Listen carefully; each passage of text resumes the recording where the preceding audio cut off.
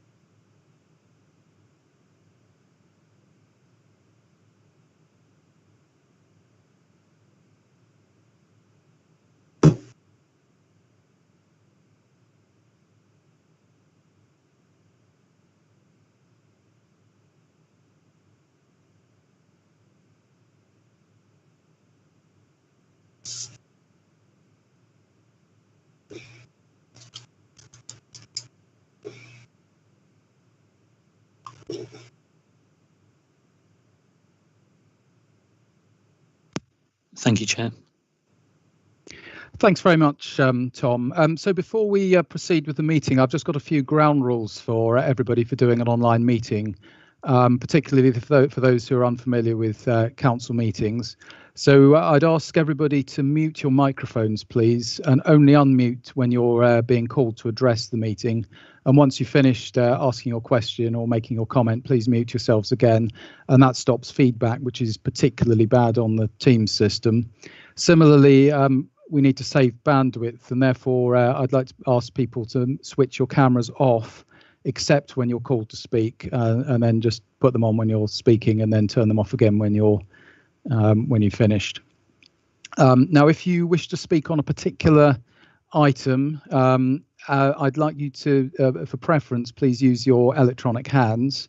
So for those unfamiliar with Teams, it should be at the top bar. Certainly on my laptop, it's at the top bar. There's a little hand signal called raise your hand, which I'm just demonstrating, and that raises a hand. And if you look at the participants list down the right hand side, you've got a yellow hand next to your name, and I'll see that, and I should be able to call you when I see that. There is an alternative method. I've taken my hand down. You could also type a Q, the letter Q, in the comments box, which I will do now just to demonstrate for those not familiar with Teams. That is harder for me to monitor, but I will endeavour to monitor those as well. But please do not use the comments box for anything else, because it is actually very distracting, and it's not part of the meeting.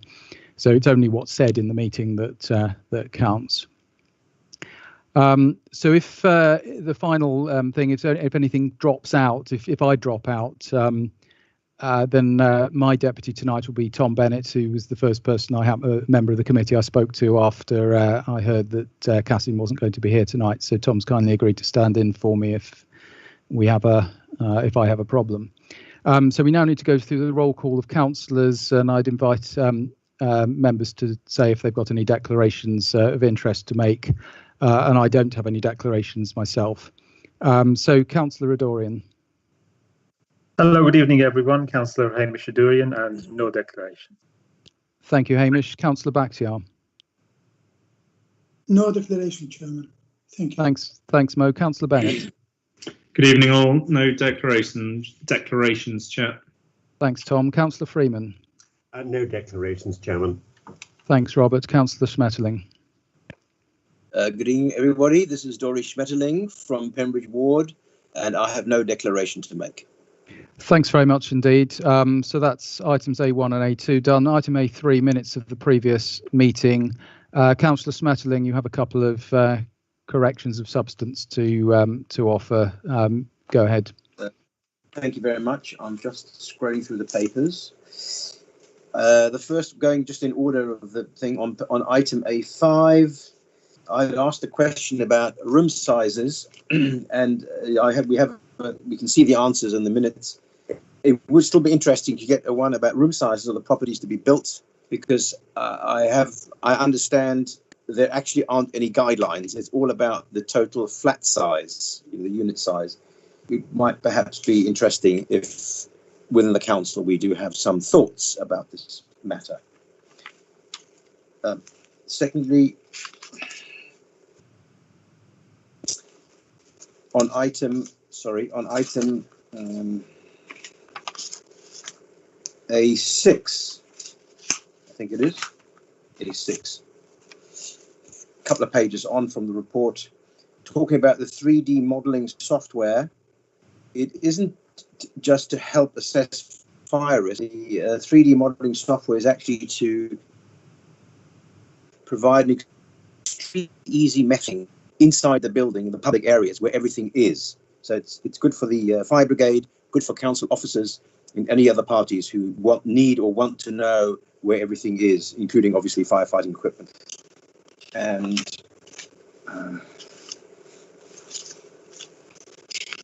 just a quick look through. That's it. Thank you very much. Thanks very much, Dory. So if we could table the first one, please, as a question for the housing team to come back to us with an answer. And subject to those points, does anybody have any objections to the minutes? And otherwise, we'll sign them out of committee if there is nothing else. Once those things are corrected, I'll take silence as being a yes. There aren't, so apart from those points, we're happy with the minutes. So moving on then to item A4, which is the work programme. So looking at the second page of that, if I just go through my papers in front of me. So there's 4 blocks of items. The first one is called Housing Management, including illegal subletting and antisocial behaviour, methodology TBD. I'm not going to talk any further about that tonight because I think the chair probably has some plans and he hasn't shared them with me. Second one is housing repairs, which we're doing as a whole select committee, and it's tonight, so very much looking forward to that. Third one is communities, which is a working group, and Councillor Schmetterling, you're chairing that, so if I could just ask you to give us 30 seconds on that, please. The group's been established, and currently it's with the officer team to put forward some framework within which to work. And I've spoken to the lead member for communities, Councillor Anne Siren, and she certainly would welcome some scrutiny and help. And we're focusing on the COVID-19 recovery to assist other communities which are also doing it. Thank you. Thanks very much for that, Dory. And then on the housing safety and healthy homes, well, I happen to be chairing that one myself. So there's 3 elements to it. The first one is well explained in the paper. So I don't, and that's the call for evidence, which technically closed on Sunday. But I'm sure if there happens to be any late entries, they can still be analysed because as a team, we're meeting early in the new year to look through them. But there are 2 other elements to what we're doing. The first one is to invite a representative sample of housing associations to present to us how they address the subject of building safety, and we're looking at February for that. And the second one jointly with the Environment Select Committee, we're looking at how the council is proposing to meet its 2030 carbon neutral target. And there is a big housing element to that because the boilers are a large part of the emissions. So we're looking at a couple of joint meetings with our opposite numbers in the Housing Select Committees in the early new year, which the Environment Select Committee are arranging. So there's work underway, and obviously we'll report that back to this committee when there's something to say. But at the moment, it's all work in progress. So I'll just pause for a moment to see if any of the committee members wish to ask a question at this stage. And I'll come to Councillor Blakeman, who I think has a hand up in a moment. So nobody from the committee members. Councillor Blakeman. Yeah, thank you, Chair. I just wonder what had happened to the statement that every select committee would prioritise Grenfell recovery. Well, Grenfell recovery is part of every select committee. We're not doing the housing progress tonight. I wasn't involved in drawing up the agenda because the chair did the agenda and he only pulled out today. But we did do it last time, and I'd like to think we'd be doing it next time. But we were down to fairly small numbers, so doing it every time perhaps doesn't make sense. But I was thinking of housing as it affects the residents of the wider Grenfell area rather than the bereaved and survivors. Okay, so I've got a massive casework load. I mean, Councillor Taylor-Smith knows a bit about it. Okay, so we'll leave that as a statement. Thank you, Judith. So I've now got a question from Councillor Schmetterling. Go ahead, Jory. I was going to add to your reply to Councillor Blakeman, but perhaps she's actually qualified by speaking about the housing. Right.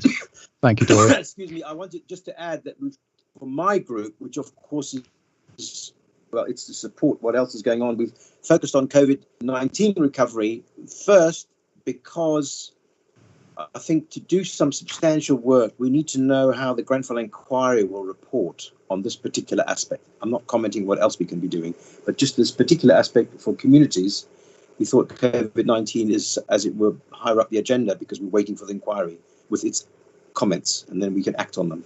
Thanks. Okay, thank you, Dory. So with no more hands up, I'm going to move on to paper A51, which is the main purpose of tonight's, or half of the main purpose of tonight's meeting, which is the Housing Repairs Service. So if I could ask Councillor Taylor-Smith, the lead member for Housing, to introduce the paper, please. Yes, thank you, Chair. Agenda items A5(1) and A5(2) are inextricably linked. So it is actually quite difficult to introduce repairs without talking a little bit about the capital programme. But before that, it's worth, I think, considering, where we've come from in terms of context. And clearly the Grenfell Tower tragedy has changed this council forever. And in particular, it's changed the way we manage our housing.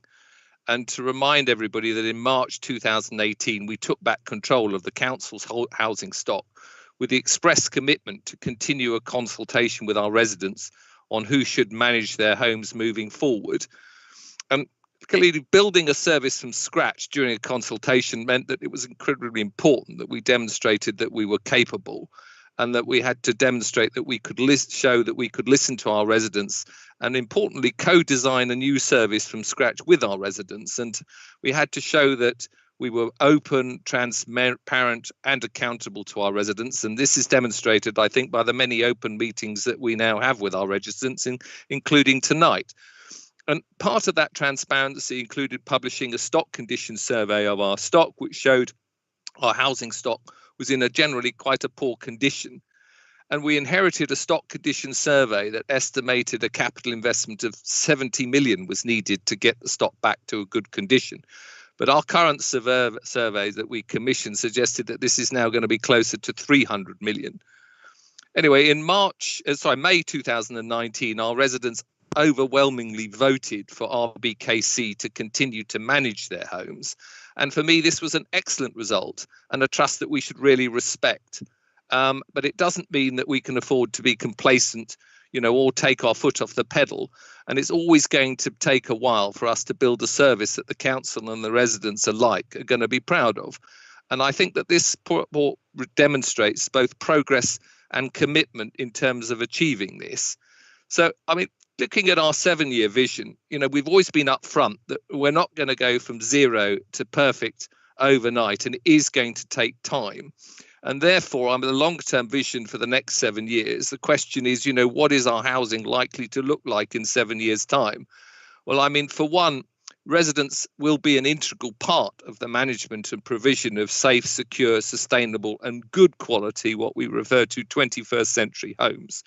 And post-capital programme, the level of repairs should be much smaller in number and easier to deal with the council achieving as close to 100% satisfactory as we humanly possible. And a lot of our homes will be net carbon zero, with the rest in the pipeline, as we obviously have a target of 2030 to complete this. So our service will continue to involve residents at every stage, from choosing the contractors, from helping us employ staff, monitoring our performance. Residents will continue to play a huge role in helping us meet our ambitions, and will continue to do so. But by any measure, we're aiming to perform in the upper quartile by 2027. And this will be a benchmark for other authorities to aspire to. And it's something we achieve with our other services, and housing should be no different. So where are we now on that journey? Well, the report in front of you explains where we have got so far. The housing stock is comparatively old, and the consequence of a high level of responsive repairs will reduce in time while the condition of the stock is being brought up to a good standard. And this will remain the case until the 300 million capital improvement programme has been completed. But therefore, the performance of the repairs service is paramount to ensure that residents' quality of life is maintained while this capital improvement programme is underway. The housing repairs policy passed by the leadership team in July 2019 sets the standards that we will be measured by in an open and transparent way. And this has obviously led to the creation of a repairs policy, with over 77% of our 792 residents that responded agreeing to it, with only 5% disapproving. As far as performance is concerned, the data we have provided shows a marked improvement on last year, despite the significant challenges that we faced during COVID. And to highlight a few improvements within the report over the last year, we've improved the number of repairs completed in one visit, percentage of urgent repairs completed within a target time, and most importantly, an improvement in resident satisfaction with the repair works that we have completed. I think also I'd like to just highlight again, and this is very much an impact of COVID, is that in October we received a whopping and record 11,400 calls from our residents. And this very much demonstrates the impact of COVID on the service, and it can't be overplayed, nor can the effort of our housing team in dealing with this. So I think to finish, I would say that, we can obviously always do better. But this report highlights what I hope we all agree is an excellent start. And I'd like to hand over to Doug to see if he has anything to add, and then obviously into for questions. Thank you.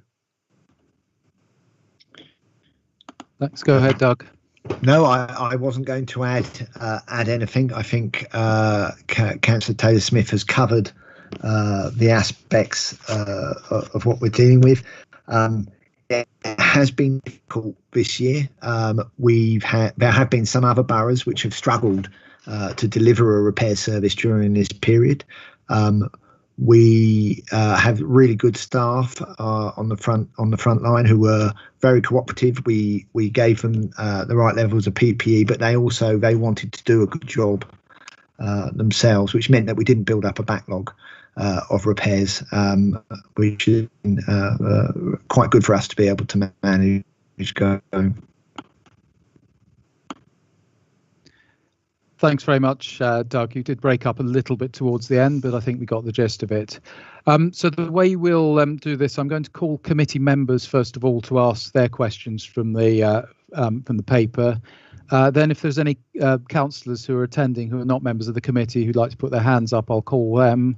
Then we'll go to members of the public, and we've already got some of the residents' associations who've registered questions, and I've got one in from a member of the public, so we'll go through those and see where we get to. So starting with committee members, I'll keep mine to the end. So we'll start with Councillor Adorian, please. Thank you, Chair, and thank you, Councillor Taylor-Smith, for introducing the report.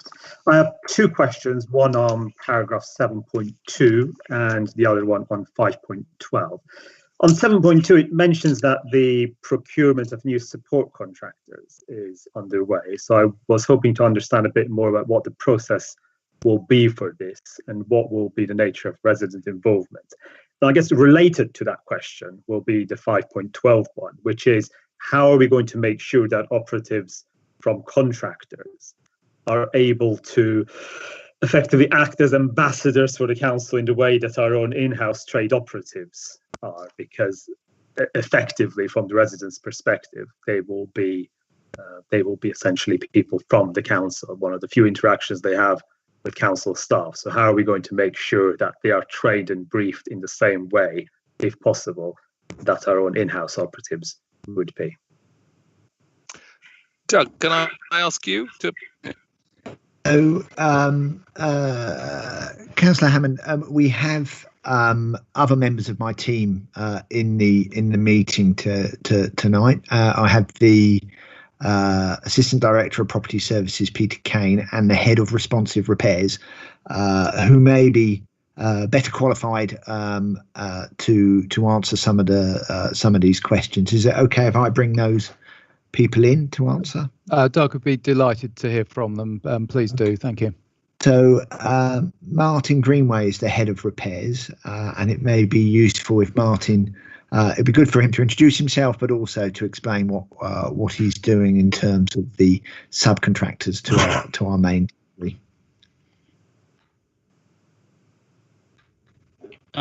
Good evening, committee. I'm Martin Greenway. I'm the head of the repair service, and just to address your question directly. So since we took repairs back in-house to the council in 2019, there were a raft of changes that we saw were quite needed. The support contractors we had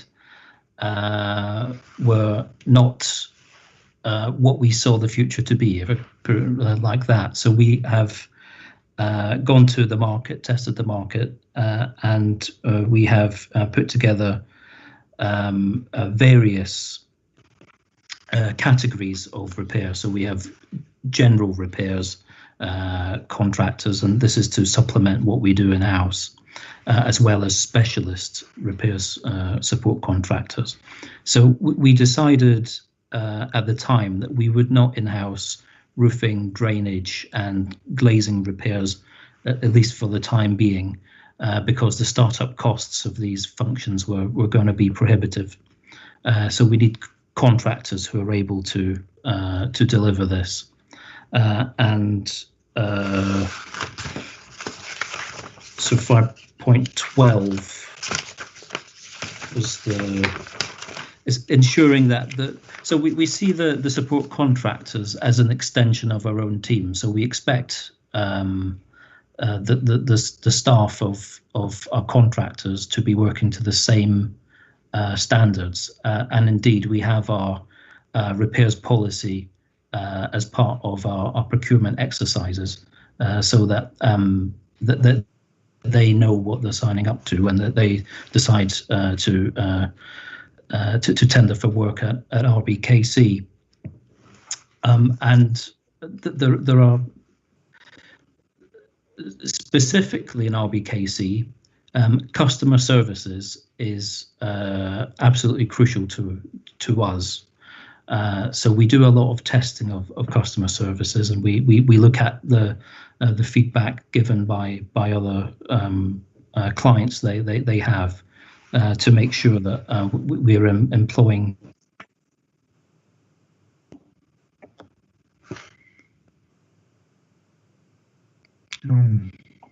Martin, we've just lost you there. Can you hear me all right? Doug, do you want to step in? Yes, I'll step in. So one of the questions was we have a group of residents that Martin meets in terms of who helped us formulate a policy and then oversee what we're doing as a residents repairs group that I'm sure Martin was going to highlight. I don't know. Are you back, Martin? I think he's back. Yes. So I don't know what happened. Sorry. Yes. So in terms of training, then there are we look at all the training records. We look at the credentials of the staff in the operation, making sure that, for instance, health and safety is covered, and there are certain minimum standards we expect. And of course, the key to getting the most out of contractors is by managing them.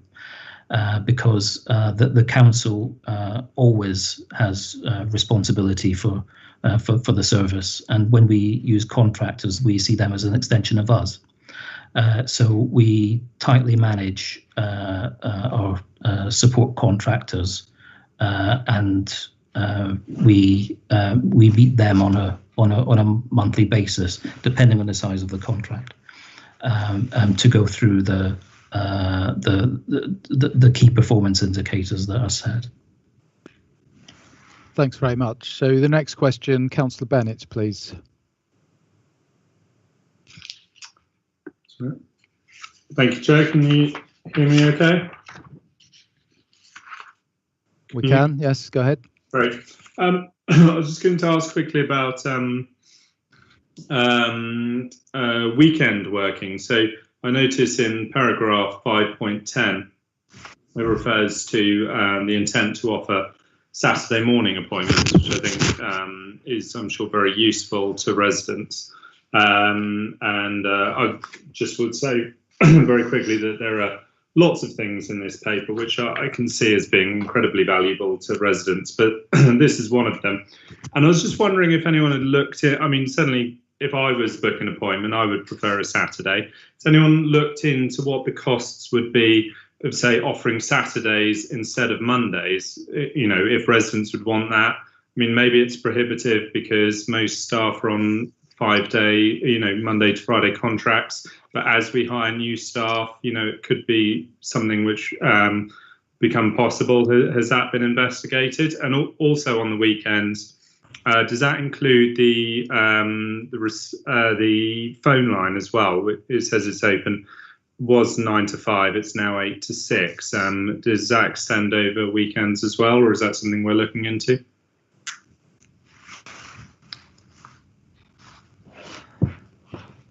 If I may respond, Chair.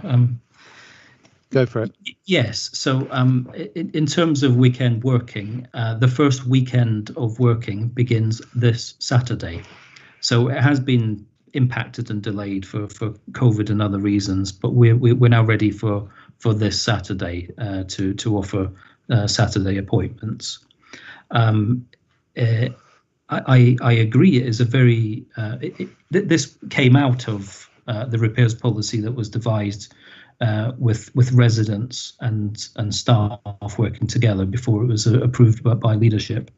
So that was something that came through from residents, that they wanted to see a greater range in appointment time, and we're starting with Saturday appointments, and we think this is going to work quite well when it gets running, and indeed we may extend this in time according to take up and well balanced against cost.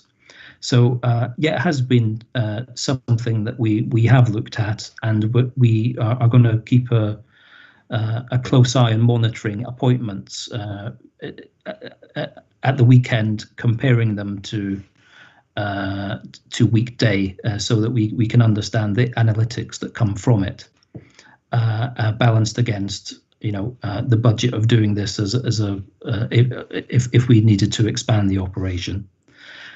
So that was the first point. In terms of the operation of the contact centre, currently it's Monday to Friday, and when 6 o'clock comes, it trips to our out of hours provider at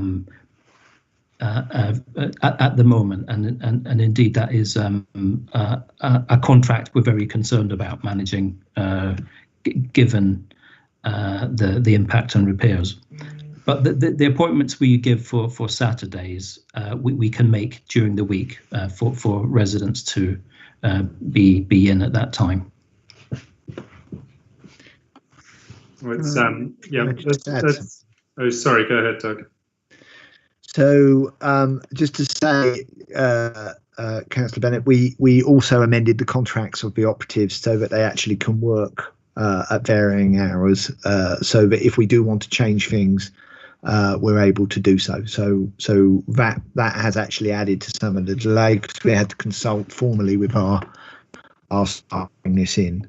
So when you were talking about the flexibility of being able to work at different times, it's within their job description now.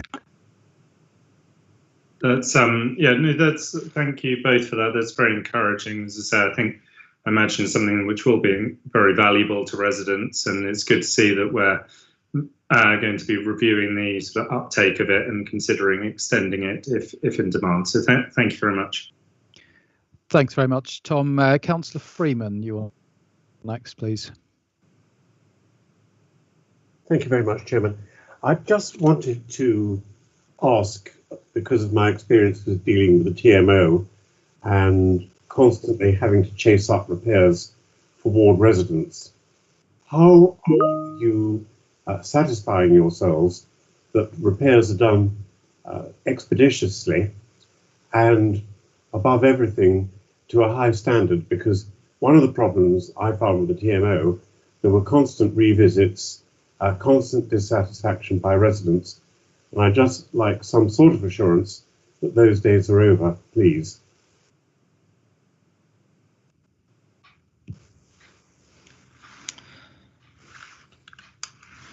Yes, thank you for the question. So in 5.15 of my report, I addressed the quality and durability of repairs. It was one of the key components of the feedback we had in devising the repairs policy, that the quality and durability of repairs are essential features of any repair service. So we are committed to providing high quality. In contrast with say contractors who may be motivated by getting components at the cheapest installation costs, we're concerned about lifetime costs. So we're concerned. We'd rather have fitting taps that are going to last 25 years rather than the cheapest option on the market that's not. So we are motivated by lifetime quality of components rather than short-term installation costs. And in terms of satisfying ourselves about the quality of work, we have upped our supervision, and indeed we have just finalised this over the past few weeks with new staff joining. What are the improvements we've made? So we've introduced new software that takes before and after photos, so that we can capture how the repair was and how it was left, and with that we can use our supervision to evaluate the quality of it.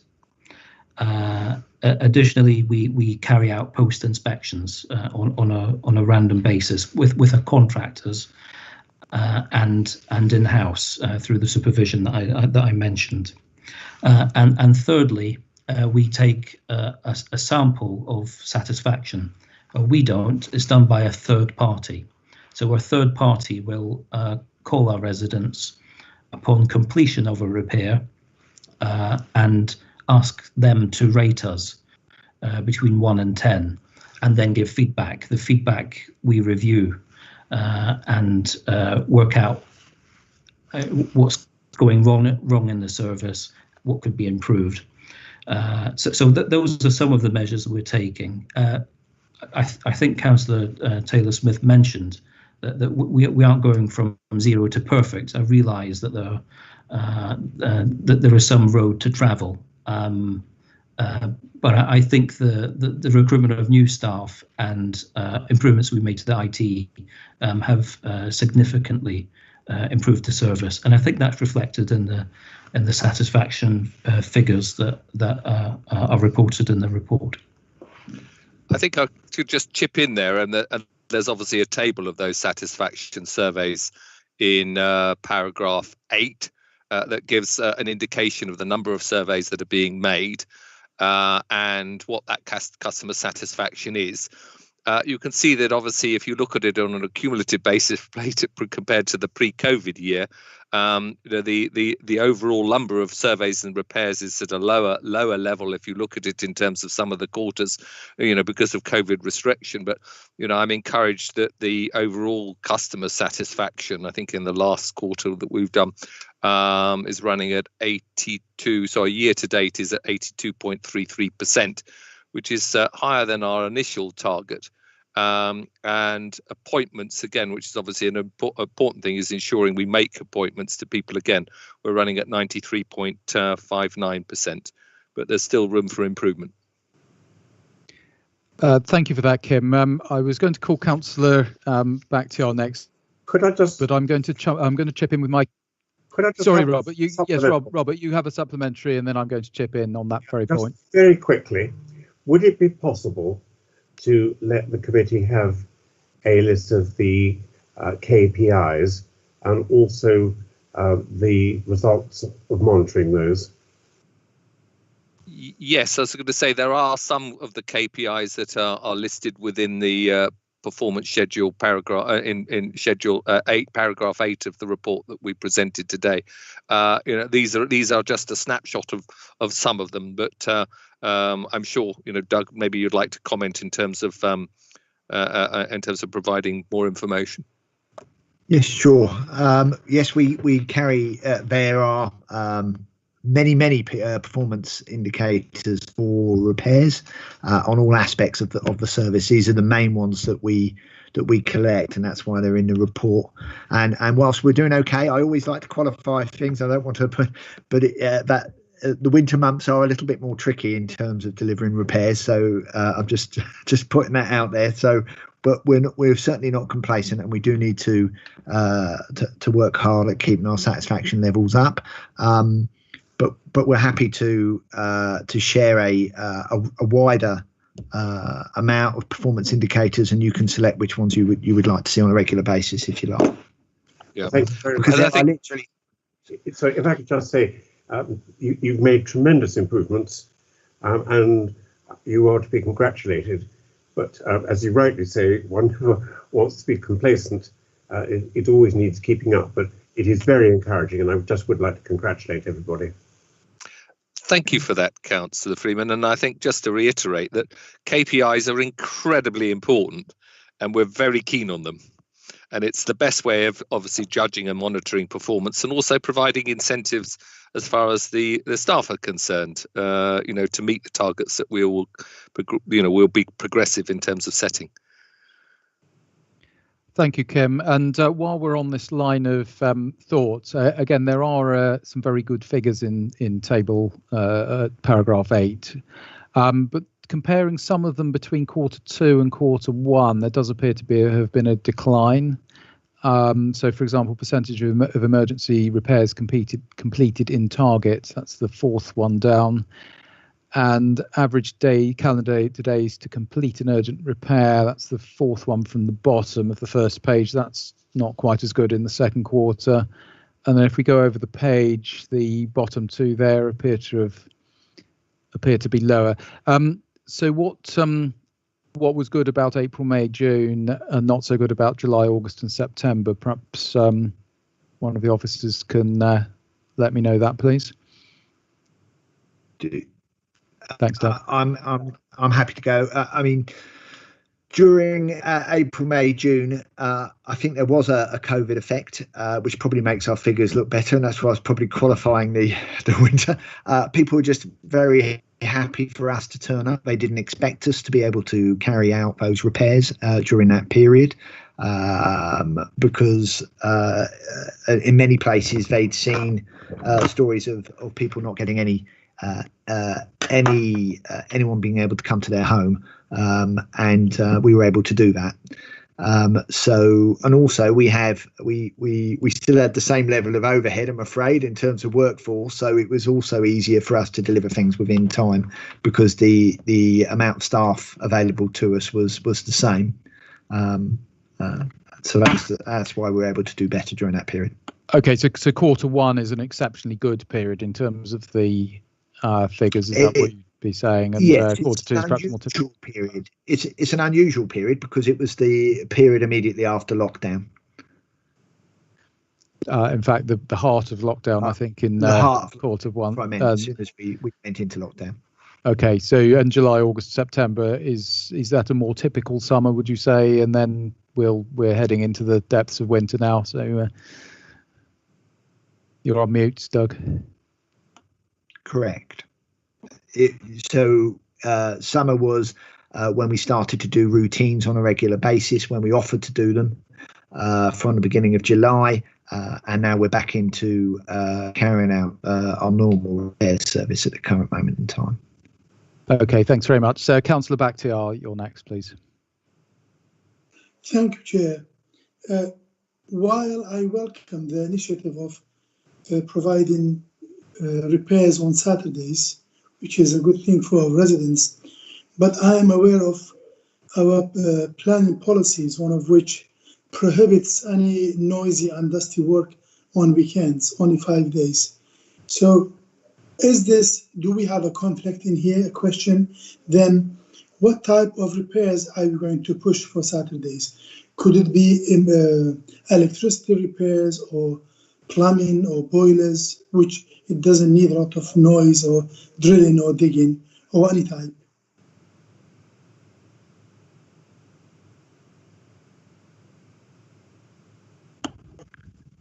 Martin.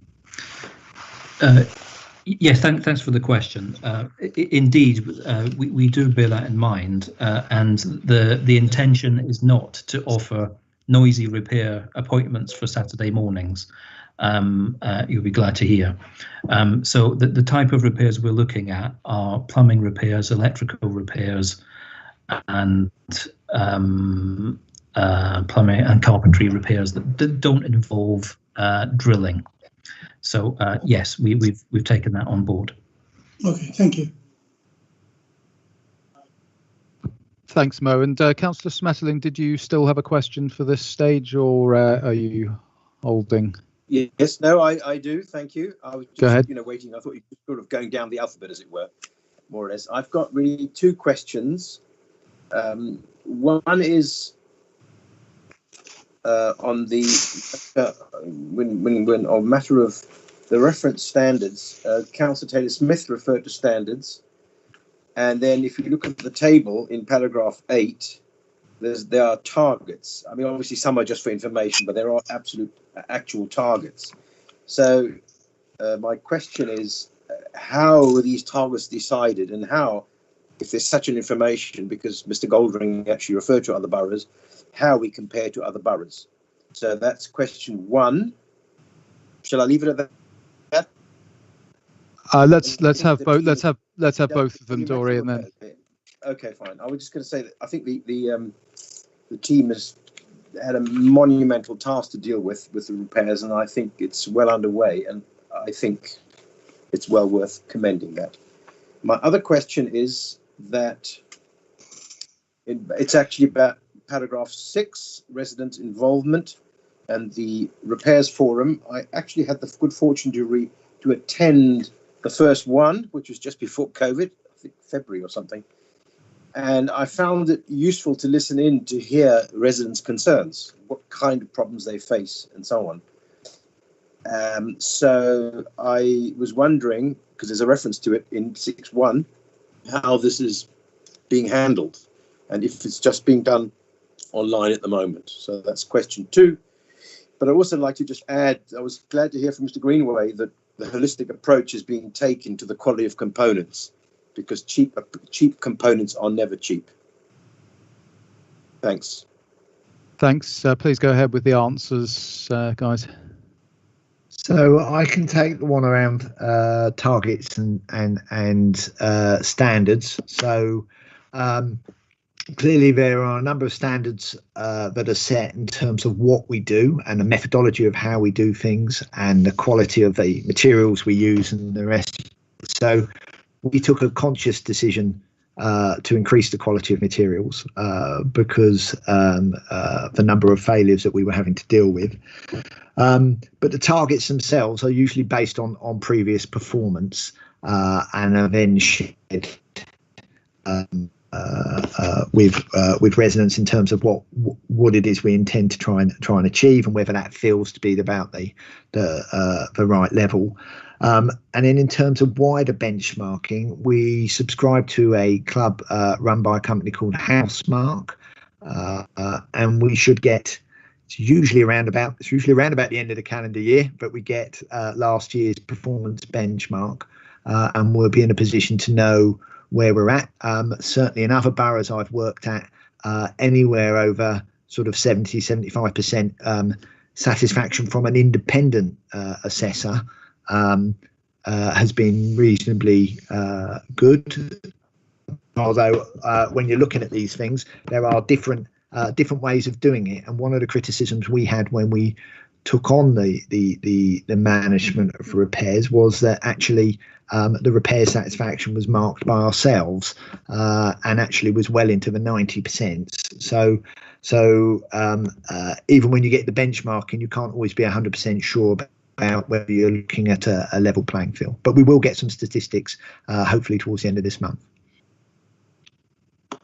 Could I ask? And Martin knows a bit more about. What is the benchmark? Sorry, Mr. Gold, what is the benchmark? Who sets the benchmark? What is it? Do we know? Sorry to ask a supplementary there. So what Housemark will do is UK boroughs or what?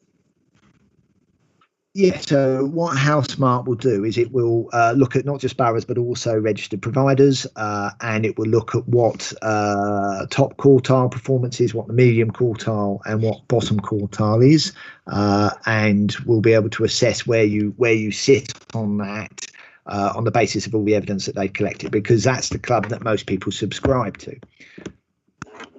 So you'll know where you are in comparison to others. They won't sit there and say, we think this is you need to be at X, but you can work that out for yourselves. And then Martin might be able to answer the second one. Martin. Yes, just to address the point about the resident forum. Thank you for coming to our first meeting of the repairs forum. It was so at that meeting we discussed the IT that we were introducing into the service, the KPIs, and a program that we develop, and it has continued. So we have had a meeting online, and we have decided to go to a quarterly meeting with email updates in between each meeting, so that residents can feedback of how the service is moving. Thanks very much. Thanks very much.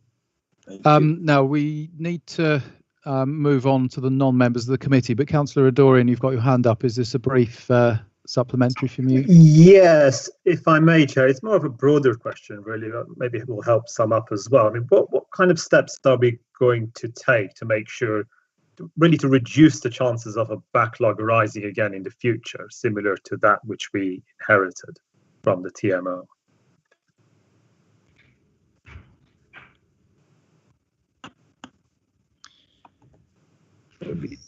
Martin, if feel free. Yes. So thanks for that question. A backlog will not build up for a few reasons. One, we are studiously attending to our appointment times, as you can see on the KPIs in Section 8. And if jobs are at risk of going over target, we put the customer first, and we'll contact our support contractors to make sure the job is completed in its target time. So there was a challenge over the summer period because of surrounding housing providers, local authorities and contractors. Some of them had furloughed the staff, they'd stopped working, or they dealt with emergency repairs for a prolonged period of time. We didn't.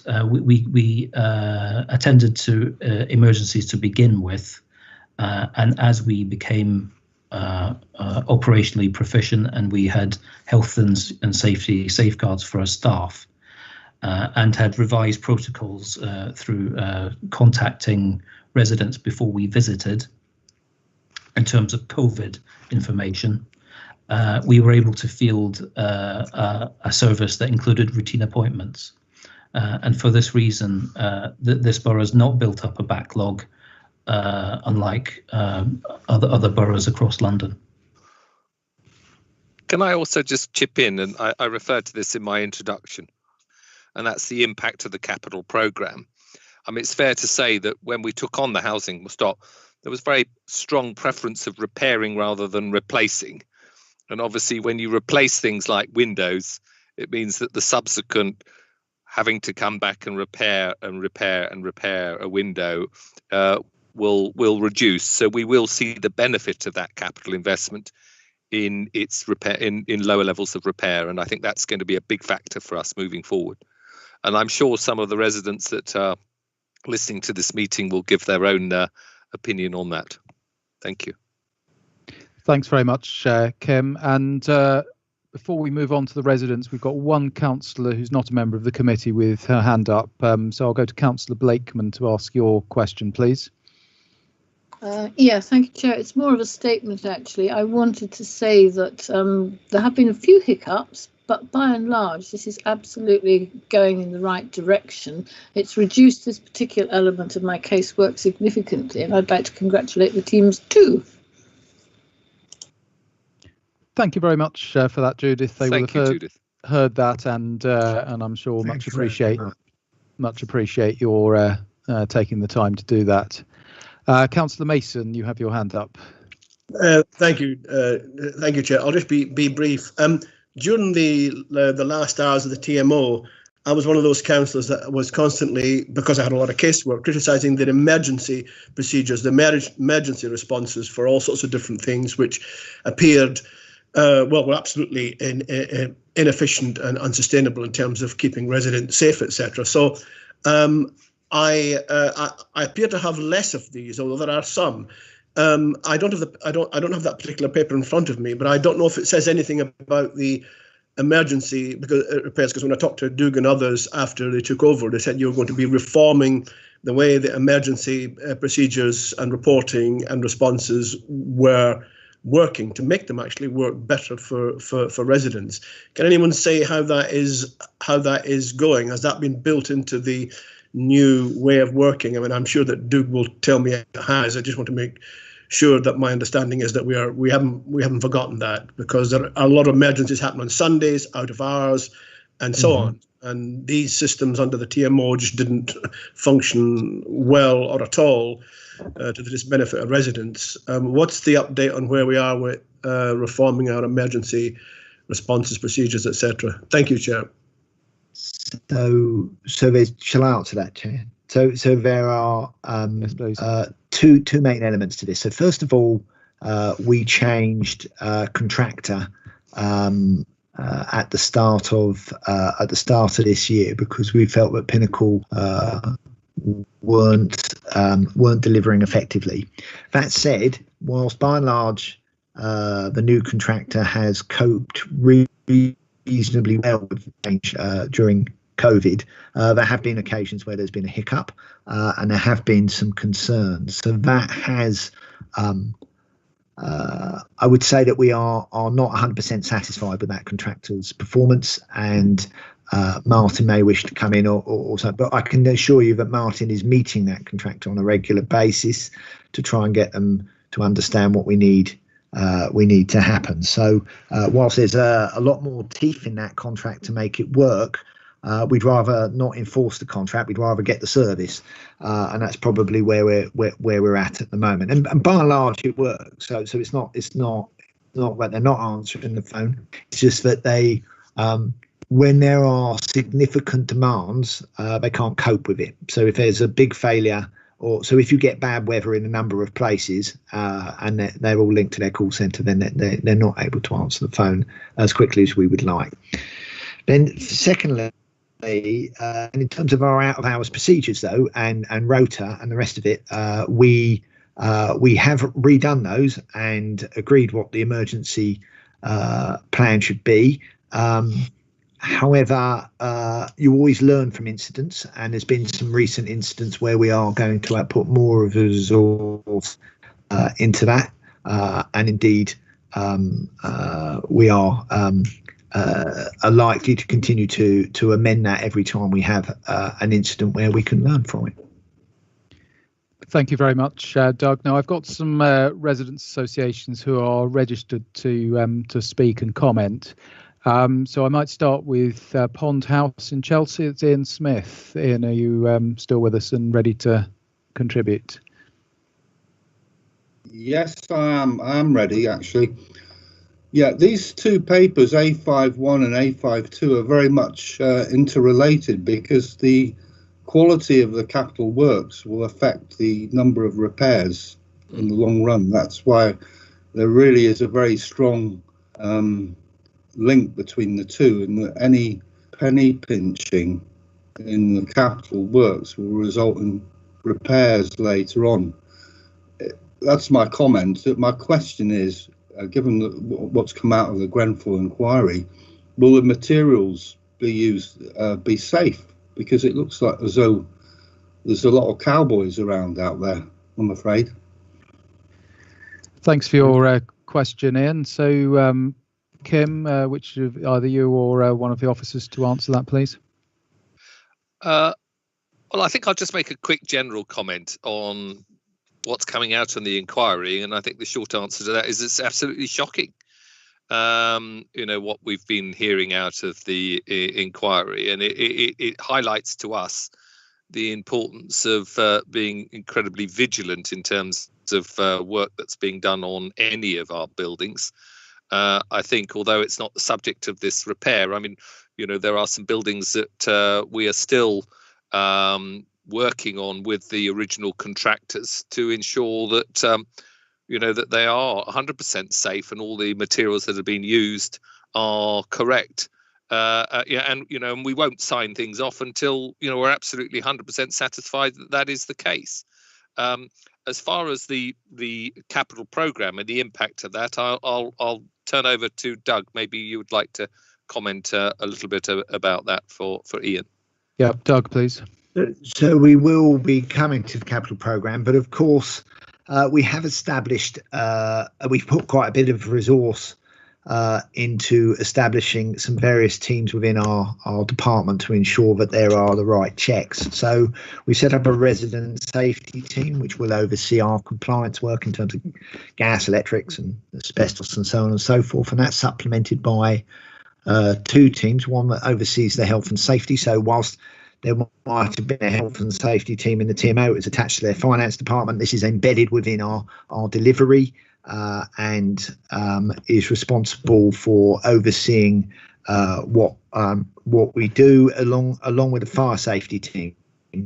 So we have set up a safety team so that whenever we get to the specification of what we're going to put on, it's signed off by those professionals to make sure that what we're putting on is the proper rated and safe material.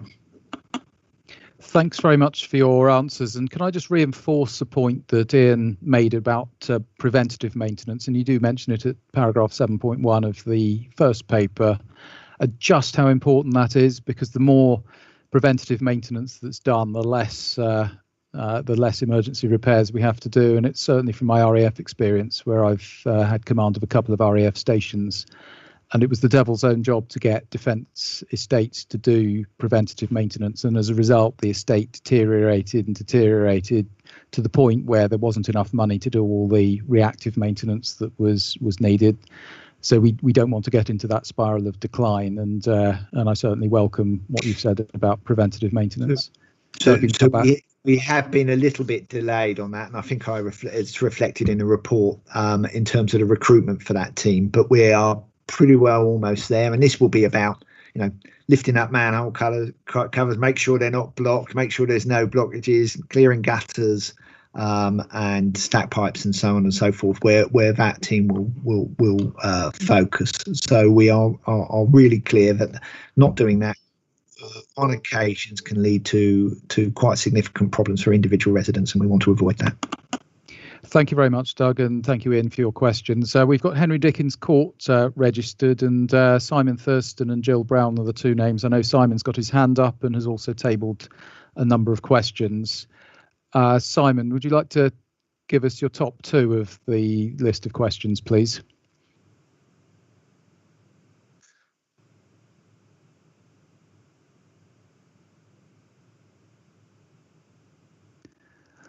Simon, are you there? Having trouble? While we're waiting for Simon to come on, I know that the officers, or at least Doug and Kim, you've seen Simon's list of questions. If we don't manage to either get any of them verbally for this meeting, or if we only manage to get through a couple of them, could I ask you to undertake to give us a full written reply to all of them, please? Yes, absolutely. I met with Simon and Jill the week before last. These are things on the agenda that we are tracking through with them, and they're not limited, are they, to repairs and capital works? Some of them are quite general, but we're very happy to respond to those. Okay, thanks very much. Here's Simon coming on now. So Simon, yeah, I'm sorry about that. That's right. Can I just quickly give some points which are statements rather than questions, and those are that, notwithstanding what you've heard from Martin and Doug Goldring, and maybe it's because as Residents Association committee members we hear the brunt end of things. The impression we got is very different from the stats that have been given. Perhaps it's because residents only come to us when they feel frustrated and haven't been able to get through, or have been able to get through and haven't got things sorted. I've listed to you, Chair, I forwarded on an email I sent to Councillor Ali earlier on this afternoon, and I've sent it to you during the course of this meeting, detailing some of the worst instances, which are, just in brief, 5 months for a repair to be sorted because a number of issues occurred, not least of which was staff not taking correct information, not referring to previous records, not sending someone to investigate, sending contractors without arranging access. And all of this is extremely frustrating and causes more damage and more cost as a result. One of the issues that we've raised, and some of them have been raised already with Doug Golding and Peter Kane, is the issue of repairs being identified by RBKC staff before they get to an embarrassing level. In other words, a level of on-site presence, which means that you can pick them up. They're not preventative, or they may well be preventative, something which Doug and I have discussed about 9 months ago. But also they stop, as I say, the embarrassment of having something where a resident sees it but assumes that the caretaker perhaps or other visiting staff have dealt with because they're so obvious. So fine to have the statistics, but on the ground, residents remember scenarios where they've been thwarted in their attempts to get a reasonable result, really. So there's a number of issues which are in the email, Chair, which I hope will be reflected on, and hopefully we can improve on that. Thank you very much, Simon. And I think while you dropped out, I referred to that email, and I asked Councillor Taylor-Smith and his team to give us a full written reply to that email once they've had a chance to consider it. Doug Goldring, you've got your hand up to make a response. Yes, now. just to come back, because I think Simon's right in many respects. Our management of communal repairs especially has not been up to the level that we would like. We are now separating that out because the primary customer quite often to a busy repair service will be the emergency repair. If you've got an operative, they've gone sick, are you going to repair that wall, or are you going to go and sort out the person who's the individual tenant? You will probably go and do the latter, and therefore these things have taken too long to get done. So we are moving that, or it's moved pretty well, just about to move to our new estate services team. So that brings our caretaking, our cleaning contract, our grounds maintenance, and our communal repairs all together under one area. But there's also issues with duplicate tickets on occasions.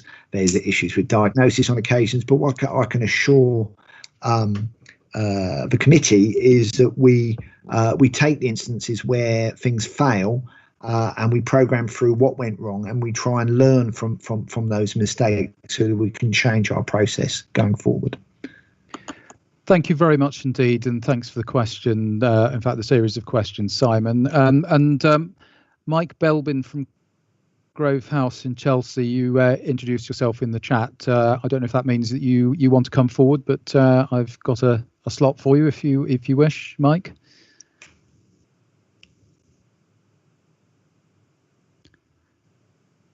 Which possibly means I've caught you out. Oh, there you are. Yes. I mean, I do have questions. I mean, many of the residents in my block are interested in the whole question of windows, and we heard a rumour that there were going to be windows were going to be replaced with double glazing, right? I'm not sure if anyone's expert to answer that rumour here. I just thought I'd raise it as the one thing on my mind from what residents mentioned. Thank you, Mike. So, Doug, you're going to come back on that? So it's Grove House. I don't know off the top of my head, but we can find out. It is down for major works. Paula Bofer, who is the head of capital deliveries, is on the call. I don't know if she. I don't. Yes, I'm here. Doug, your sound quality isn't very good here.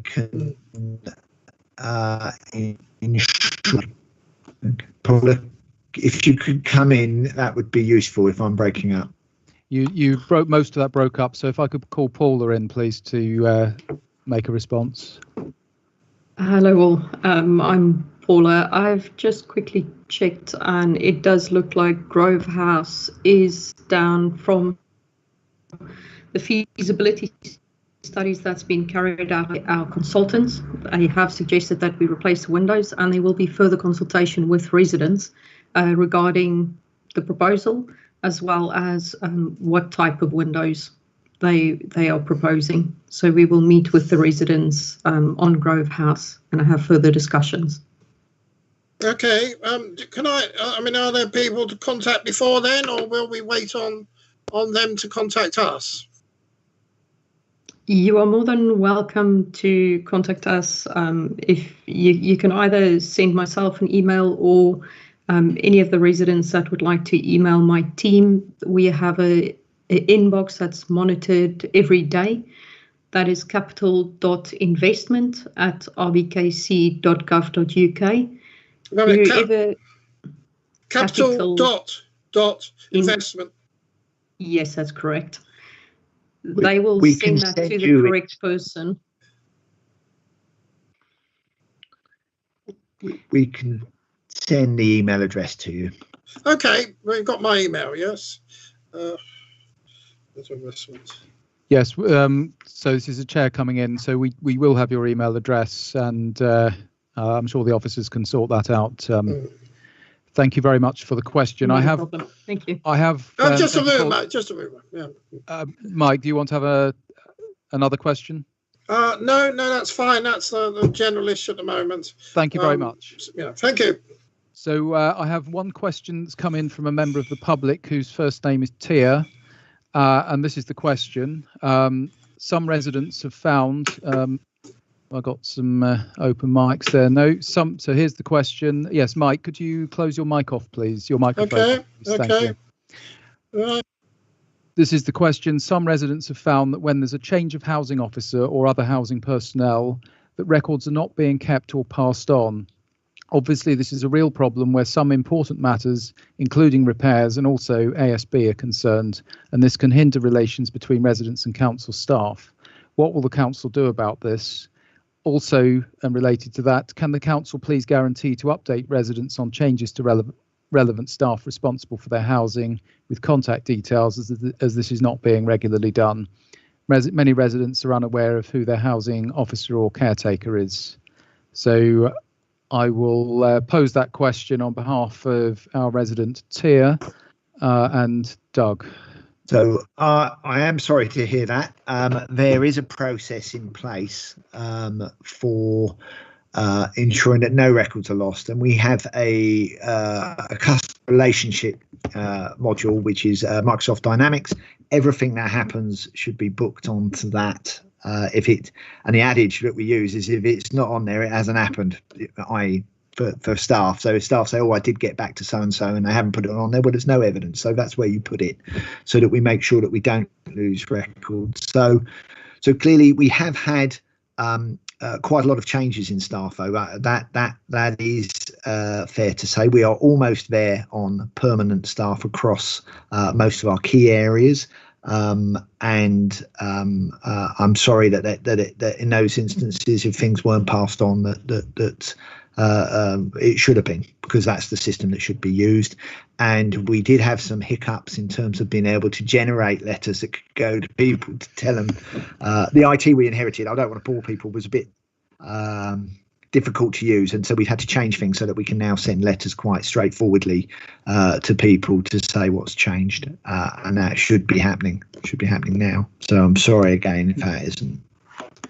Thank you for that, Doug. I'm just going to ask if there's any more residents. I see Councillor Blakeman has a hand up, but I'm just going to see if any more of the residents who are on the call wish to ask a question. Chance for them to put their hands up, their electronic hands up. I'll just pause for a few seconds. No hands coming up. So Councillor Blakeman, please go ahead. Yes, I just wanted to respond to Tia's point about ASB, although it's not relevant for the repairs discussion. It would help, particularly where Tia lives, if people have a better idea as to whom they should contact about ASB. Doug? So the initial report should be to their neighbourhood services coordinator. And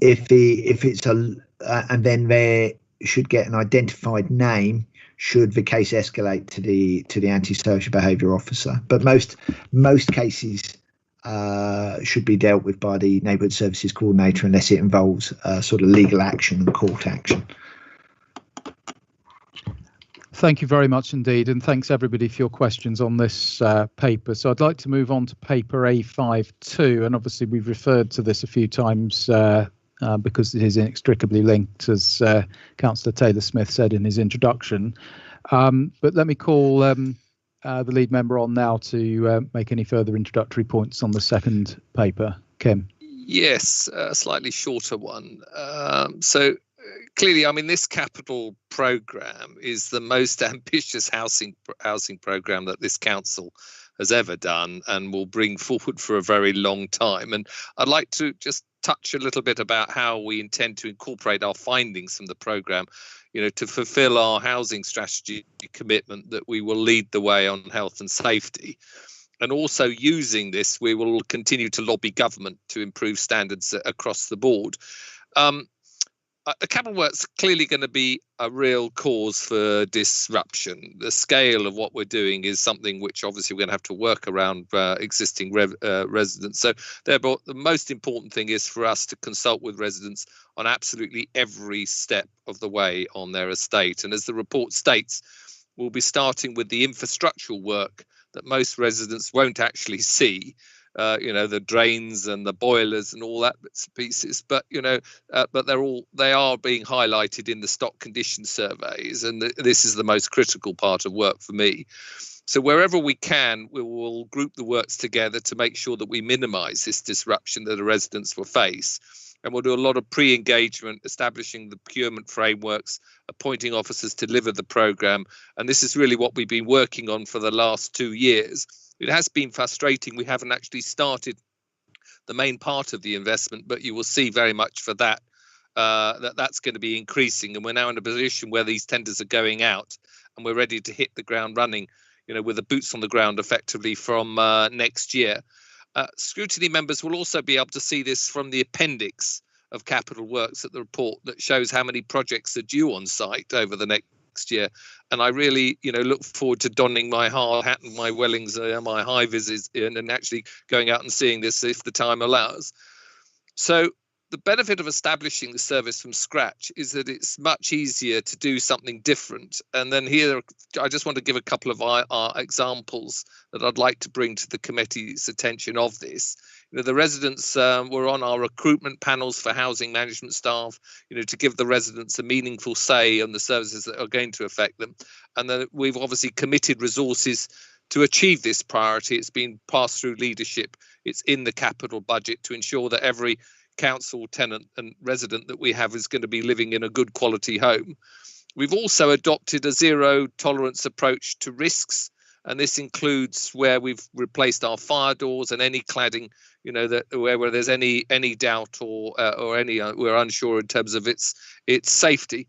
And also, although it's not in the report, just to touch a little bit on the social housing white paper.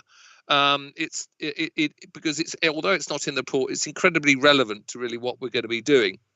And our housing strategy compels us to go further and lead the way on housing health and safety on this. And it's been important to focus on getting our own programme underway before looking outwards. But this council does resolve that we do want to contribute to the national debate on this. And we've been successful in lobbying government, to publish fire door information that we could make informed and decisions on which door sets to use. We've been lobbying for higher standards, which have been including in the recent fire safety bill, and we've contributed to the white paper and adopted all the recommendations that came from the inquiry immediately. So it's clear that we'll seek to implement and advocate for the highest possible standards. So really, I think just to finish off, I'd really just like to say that there's nothing more important than getting these services right for our residents, and we'll continue, to do that. Although, as I say, there will be some disruption until this 7-year programme has been completed. And I would like to thank officers and residents who have very much helped in designing this service at every meeting, and it's right to do so, because I think their efforts. The residents have come again tonight to do that. Their efforts have been really quite heroic as far as I'm concerned, and they embody our move from a contractor to a public service mindset. And this should be the success of the council, how we can attribute this to the hard work and determination. So I think just to end, we're still at a very early stage of this journey, but I am convinced and I am confident that we do have a right team in place to drive us forward on this strategic aim to be a top quartile performer by any measure in the United Kingdom. Anyway, thank you, Chairman. Kim, thanks very much for your introduction, and thanks very much to you and your officers for the paper, but also for all the work that's gone into preparing this amazing programme. It's very ambitious, and a lot of good things we'd hope to see out of it. What I'm wondering is that we're obviously at the early stages of this programme. Paragraph 6.5, it shows the investment profile. Do you have a feel for what a steady state would be once this programme has run its course? That's almost going back to preventative maintenance afterwards, or is it too early to say? No, I'm sure Doug can probably elaborate a little bit on it. All I will say is it's significantly more than the TMO was spending. So this is a difficult one because there are new obligations as well likely to come down the line in terms of what we need to be doing, and some of the priorities, for instance, in terms of general compliance have meant that we've had to consider doing different things and likely to through legislation next year. So notwithstanding that, if we looked at just the sort of fabric that we had before, we anticipated that a steady state would give us a spend of around about, at today's prices, around about 20 million. But that may well, I put a lot of caveats in there because there are things, it changes quite often. We've got commitments to reach zero carbon, so on and so forth, and all that has an impact on what we need. Thank you very much for that, Doug. I do have one more question, but I'll hold. That's one of detail, so I'll hold till we've been through the committee members. So, Councillor Freeman, your hand went up first, so over to you, Robert. Thank you, Chairman. I've got 3 questions, which perhaps I could put all at the same time, which would save going backwards and forwards. The first question is, how are we ensuring that we have a better level of consultant than we've had in the past? Because one of the problems we had with our capital expenditure, which I found sort of directly from where I was involved, that sometimes our consultants were not of the highest level. The second question is, what sort of contract procurement are we using? Presumably it varies, but what are we generally using? And the third one is, in cases where we're serving Section 20 notices, how are we gauging affordability for our tenants?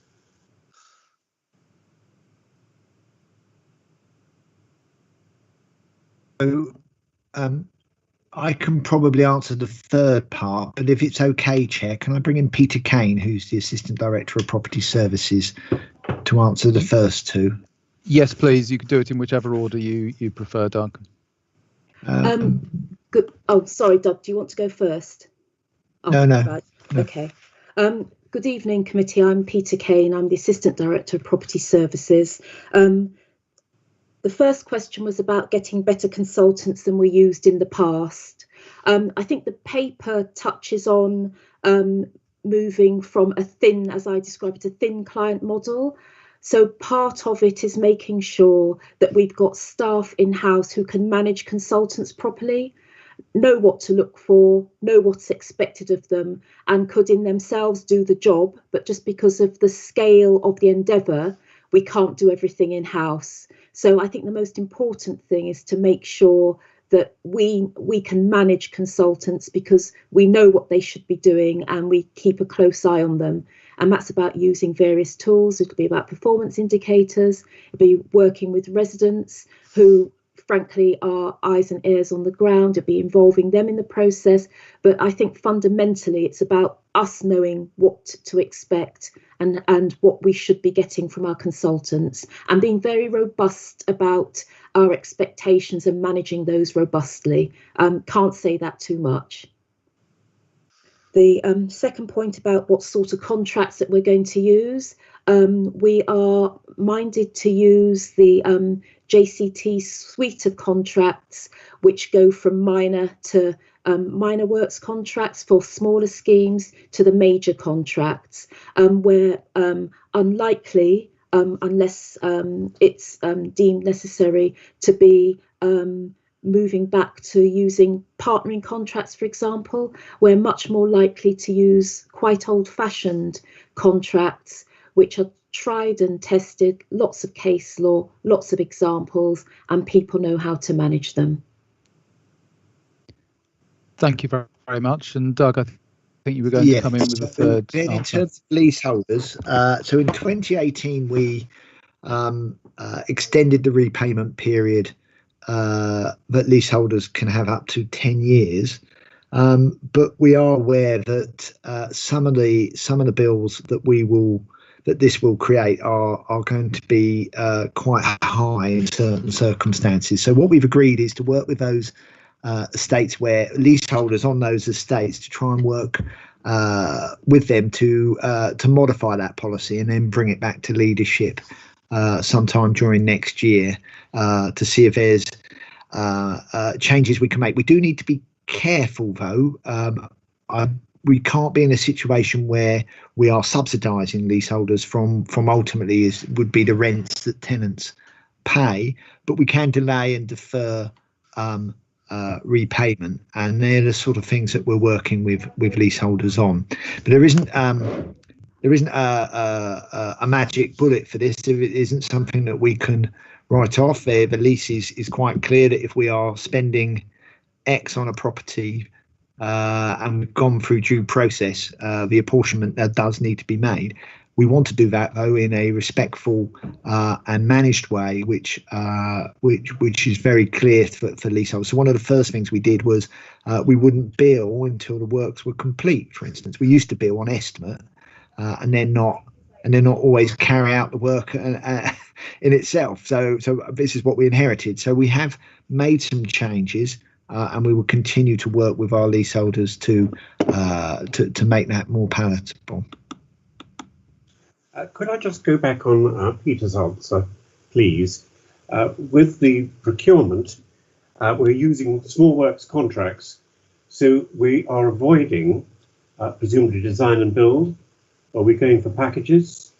How are we doing it? How are we managing it? Because again, if I can sort of be fairly tactful about it, I don't think we always got good value on our contracts that we placed for our estate. So, and I am very keen to make sure that we are getting good value. We're getting good quality projects at a fair price. Yes, at the moment, and as I think the schedule shows, we're grouping projects into packages and then tendering those out, which gives us the benefit of knowing exactly what the market will bear for those works. We've also invested some time in looking at our specifications and our contracts, because we have an in-house team of quantity surveyors now who are working with the delivery team to get those things in place so that when we go out to tender, we've got something that we can mark properly, and so that there's less ambiguity, and if there is any fudging or any playing around by contractors, we can identify it, because the documentation we're using and that we're going out on the basis of is quite clear, and we know it. And the more we do this, the better the team and we will get at spotting outliers, spotting games. And we run this through the sausage machine a few times, and we'll know where the gaps are, because none of this will be perfect first time. But once we've done this a few times, we will know where there's any room for wriggling that may prove detrimental to the programme moving forward. Thank you very much. One of the areas where we had considerable financial problems, and also making sure that the work was completed on time as well as on budget, was variations. And we were really very poor at avoiding, on our specifications, opportunities for the contractor to call. What we were asking for was a variation. How are we making sure that so far as possible we nail the contract down so there are no variations? That's by by putting energy in at the front of the programme, at the lead-in, if you like, having standard documentation and putting the energy into specifying, which involves residents as well, in what I would describe as the sense checking element of it, and also having surveys done before we do works to try as far as possible that when we go out to tender, we have captured what actually is required. Obviously, because of the nature of something we're going to do, there will be things that come up, but there are ways of flagging up that there might be unforeseens and considering ways that those might be dealt with. So yes, if there is an unforeseen, we've got a method of dealing with it. And I think that's one of the real benefits of having some of that quantity surveying expertise in-house and devoted at doing the work at the front end of the process rather than once we get on site. There will always be attempts to have variations, and it's not only about variations, but it's about the way we manage them, about the firmness that we exhibit once they are raised, and the challenge back that we make as well. So it's all part of the contractual process. We shouldn't be surprised because this is how contractors work. But we've got to be geared up to deal with it, in the spirit of getting the job done to a good quality, but not at our expense. Thank you very much, because we all know contractors who have teams of quantity surveyors looking at the tender price and seeing how they can add variations to the tender price in order to win the tender and still make a profit. So we're doing things about when we get tender prices in, if we think things look too light, we challenge, we ask for clarification. We're just trying to identify all those weak spots right at the start of the process. Of course, this isn't a science. Some of them will get through, which is why it's really important that we have competent people who can assess what's going on as we go on, bat it back as required, and most importantly, learn for the next time as well, and make sure that that's recorded in our paperwork and specifications. Thank you very much. Thanks very much. Councillor Bakhtiar, please. Mo. Thank you, Chair. Well, large part of my question was asked by Councillor Freeman, but I would like to add to say we need to learn lessons from our past mistakes, especially for instance, let's bring up the Leisure Centre, North Kensington Leisure Centre. It would be a good idea if officers, before signing any contracts, read the contract, the Leisure Centre contract, and learn what was missing in that contract. We had to pay more and spend more money. Because this is normally contractors, before so they put terms and conditions and disclaiming their liabilities, and then we end up paying more. So I would like to draw your attention to this point, please. Thank you. Thanks. Would one of the officers like to make a comment on that, please? Thank you, Doug. Peter. Or Peter. Peter, you're... Okay, I'm not familiar with the exact details of the Leisure Centre contract, but the principles about really knowing what's in your contract and having very strong specification and contract documentation drawn up, and the team being aware of what's included and any potential pitfalls. But if people think that would be of benefit to look at some of the contractual issues that were of there, obviously we'll take that on board.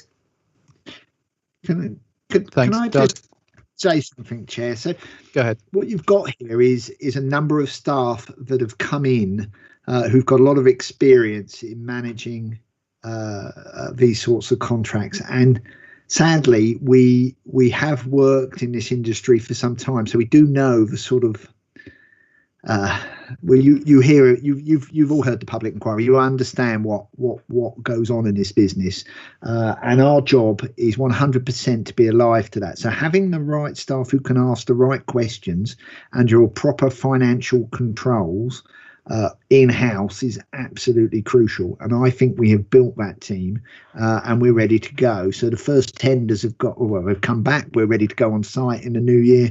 And we're at the start of that process. As Peter says, with ever a new team and a new group of contractors, we will have some teething issues. but we will learn from those as we go forward. But that's the position we're in. But you're quite right as a committee to flag it. We are absolutely aware of those situations. And just to say, we inherited a number of contracts from the TMO, which we've had to work with to close down. And actually, we've reduced the huge gap in that variation quite considerably from, in hundreds of thousands of pounds from what was claimed because we brought in the right team. Thanks very much, Doug. Councillor Schmetterling. Thank you very much. Actually, my question, well, before I get to it, I just want to mention I'm not 100% sure to which details Councillor Bakhtiar was referring, but I can say, I can add to his point that, let's say, the construction was poor. There were terrible leaks, and the contractor tried to wriggle out of it. In the end, it took about 3 years, I think, or more, before the council and the contractor could come to an agreement to fix the problems. I think that may have been at the back of his mind. If not, I could just add. Anyway, my question was prompted by the comment that Mr. Goldring made about Grenfell, which triggered a question, and also the mention of the Grenfell inquiry. Now, I know that the Hackett report's out on fire safety, but the fire safety bill and the building safety regulations are working their way through Parliament, and we expect them out soon or in the next few months. So we haven't got the final results yet. So the question is, if buildings are deemed to be not quite safe, and Grenfell Tower, I mean, when it was built, the construction in terms of lifts and staircases were considered adequate because, of course, mass evacuation was not under consideration. And to be fair, even the Lacanau house fire didn't require mass evacuation. So, but if now buildings that we still have, we do have some tower blocks, prove to be not fire safe, unless you've already done a survey, of course, which would be interesting to hear, what could we do when it's impossible to change it? Like, you know, the staircase might be too narrow. What do you do when there's only one? How would we deal with that sort of thing when the final details are known about the new acts and the Hackett report? Thanks. So as you know, Keith Todd has been to Select Committee a number of times, and we will no doubt be booked in to come again to answer such questions. The situation at the moment is, of course, all our tower blocks have been checked, and indeed in terms of tower blocks, they have all remained as stay put in terms of the recommended procedure. But as you know, within the Hackett report, there is within the public inquiry phase 1 report, there is a recommendation to the fire brigade for them to be able to act an evacuation should they need it, and the details of that are still being worked through. But it would be a planned evacuation with the fire brigade on site, and that's what is currently planned to happen. But in terms of what is on the existing tower blocks that we did have Adair and Hazelwood, which had combustible materials on, but they've been removed, and we are very soon to put on new materials. But other than that, we don't have any other blocks in that position. May I ask a supplementary, Chair? Yes, go ahead. If in the I'll put it like this: if in the unlikely event we have a building, a tall building not compliant anymore with a standard, and it's impossible to make it compliant, or it's not, what do we do? Like, let's say a mass evacuation staircase that's too narrow. I mean, how do we deal with that? Perhaps, but I hope it doesn't arise, I have to say. But I'm just wondering what, in the unlikely event it does arise, what we do. So the people we work with in terms of assessing whether our building is safe isn't just ourselves, although we do have the expertise now through the fire safety team and the health and safety team to advise. We work with building control and the fire brigade. At the moment, we still have a block with a waking watch on, although it's reduced, and that is because, in our view, until we sort out the ventilation within that property, that building, it poses a risk which is of a slightly higher level, and therefore we need to have that. And we will take a risk-based approach. So if the risk is X, then we have to provide a much higher level of cover. And that's where we're at. I haven't come across buildings that have been deemed to be evacuation where people have said that the current existing routes that are built wouldn't support a planned evacuation. But should that need arise, we will have to consult with the enforcing powers about what the best solution would be. Thank you. Thanks very much. And before I call the next questioner, could I just invite Councillor Mason to go onto mute, please, because we can hear you clearing your throat. I have seen your hand up for later on. Well, my hand is up for now. Well, it'll be up for when I call you, and I have seen it, and I will call you. I will call you. Don't worry. I thought I was on mute. You're not, I'm afraid. No, we're just hearing you clear your throat, which is very generous of you to share that with all of us. So, Councillor Adurian. Councillor Adurian, please. Thank you, Chair.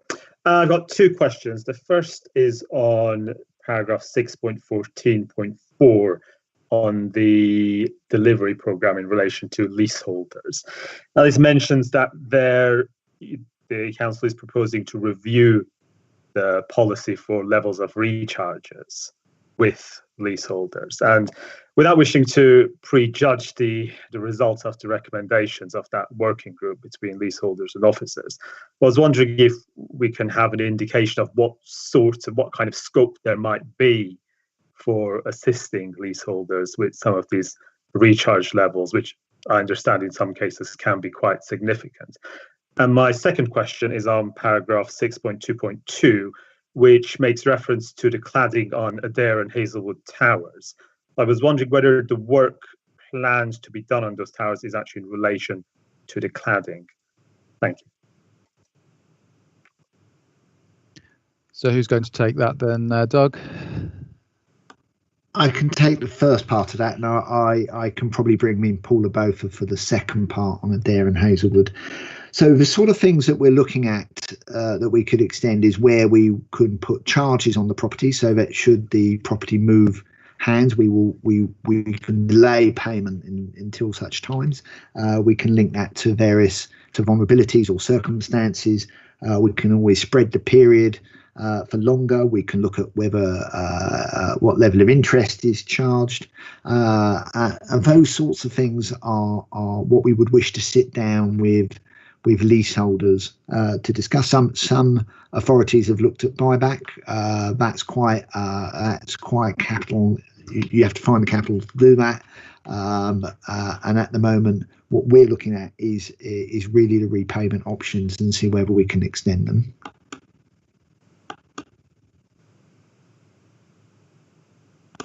Thank you. I'd ask Paul to come in on the second part regarding Adair and Hazelwood.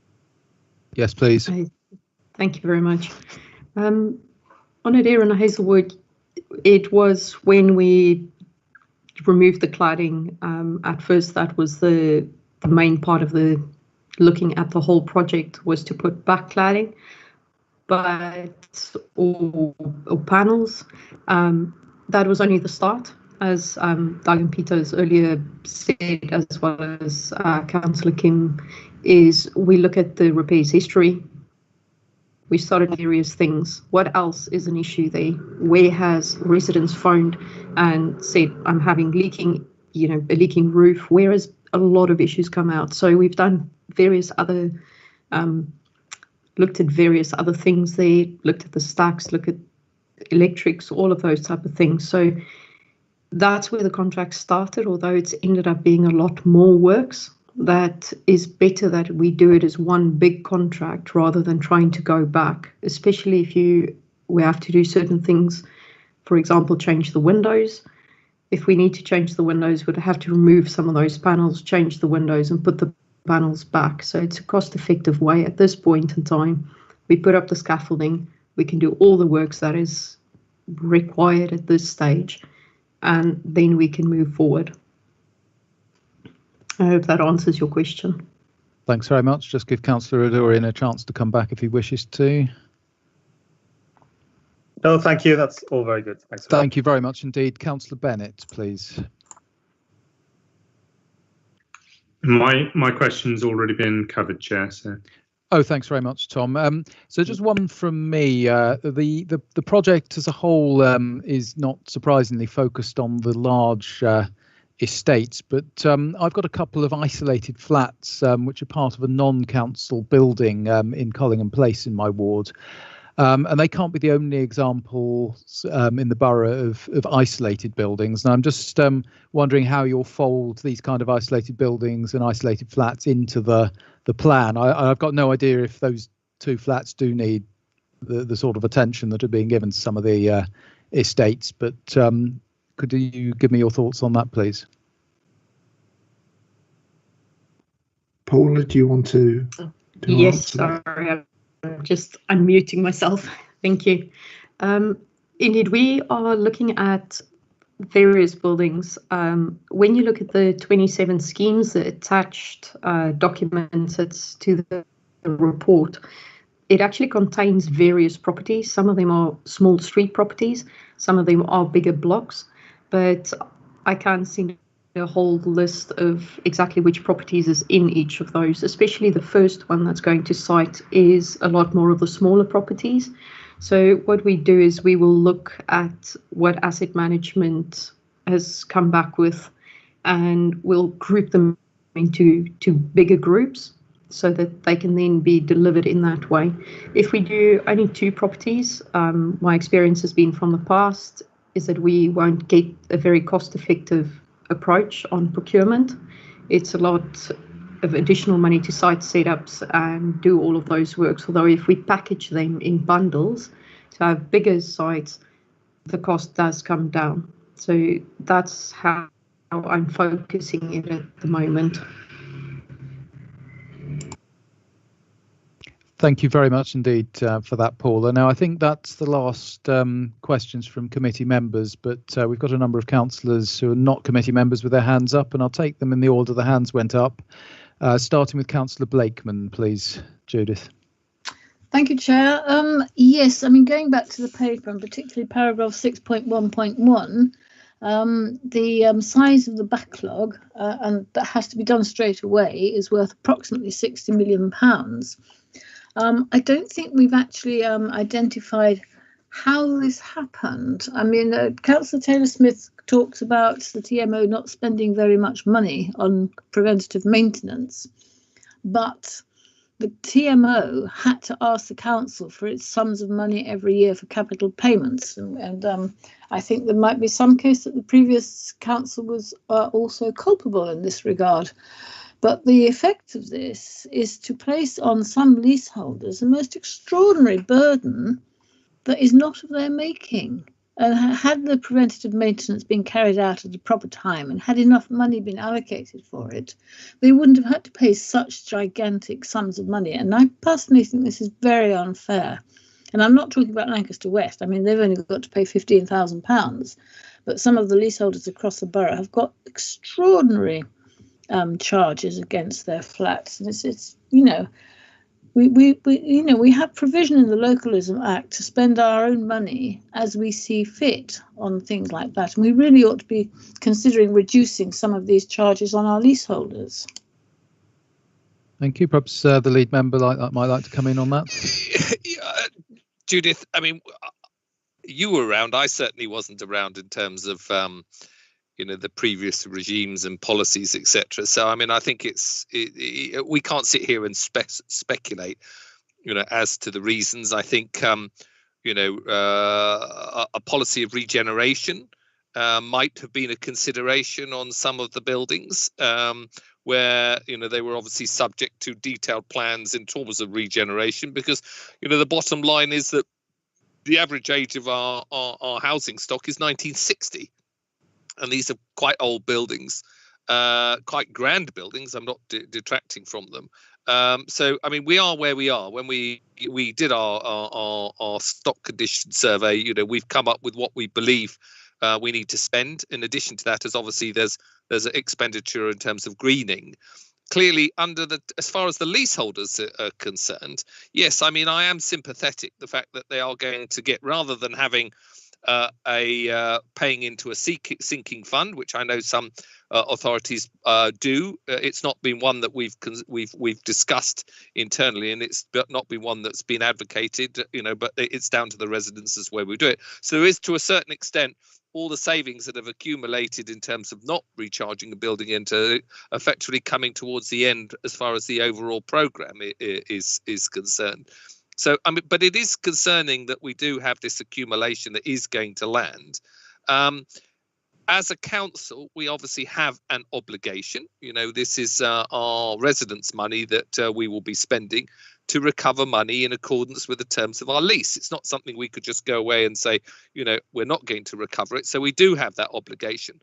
What we have done, and I think Doug has alluded to this, is we've looked at, when we will be doing this, as to how we can actually support our residents, because some of these will be large bills, and there's all sorts of things that we can do in order to do that, in terms of giving assistance to people to pay bills over a period of time, and Doug might want to elaborate on exactly what those things are. But with spending £300 million, that part of that financing and from the HRA is assuming that we do recover our monies from our leaseholders in order to do that. And if we don't recover that money from our leaseholders, we're going to have to find it somewhere else. And that will be out of residents' pockets in the HRA, which I think fundamentally is not fair.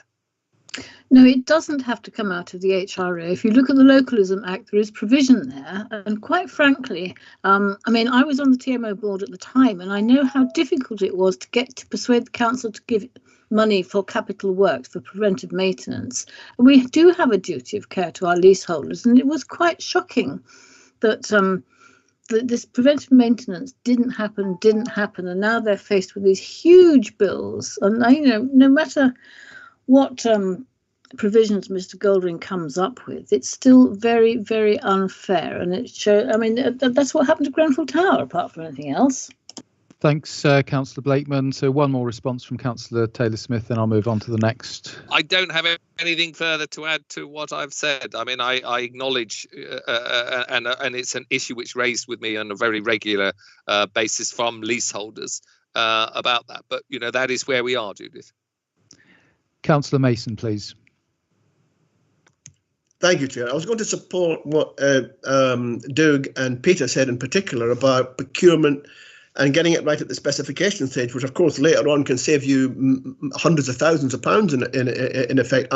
When I was a scrutiny chair and did a 14-month procurement scrutiny of the council's scrutiny process back in 2015-16, and we looked at why variations and urgent key decisions and a whole plethora of things, but particularly since variations were mentioned, and they can cost inordinate amounts of extra money.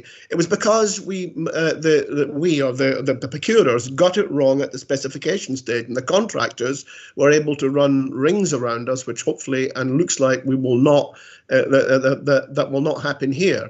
We probably lost several millions over years because the contractors wouldn't tell us about a faulty specification. They would just they would just give us what we wanted, and then down the line they will dump a large bill on us. And the cabinet at that time was full every month of variation costs. So that's where it starts. Peter in particular said that, and that's absolutely where it starts at the beginning. Once they know that you've got their number and that you know what you want, then we won't be in a situation of dealing with people like we're listening to in the Grenfell inquiry at the moment, which opens up and tells us what the construction industry, how it actually works. We need to be in control. The other thing, so that's a number one. If you get the specification right, then mostly everything else will follow. And you've got to take the time and not be rushed into it, because we've done lots and lots of rushed in the past specifications on huge contracts that not only disrupted services across the borough, given the size of some of those contracts, but lost us the savings that were meant to have been got for those contracts. The other thing quickly is about leaseholder recharges. The thing I would add about that is because I think it was Doug or Kim mentioned the Building Safety Bill, which is moving its way through the committee stage in Parliament.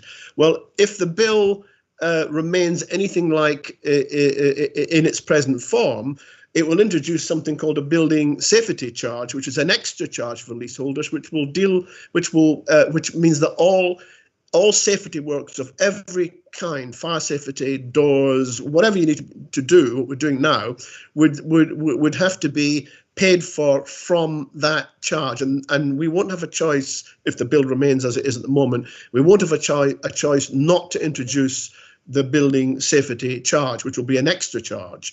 There'll be no way to avoid that. So I hope somebody is lobbying because it's a bit like all leaseholders across the country, for example, paying the cladding charge.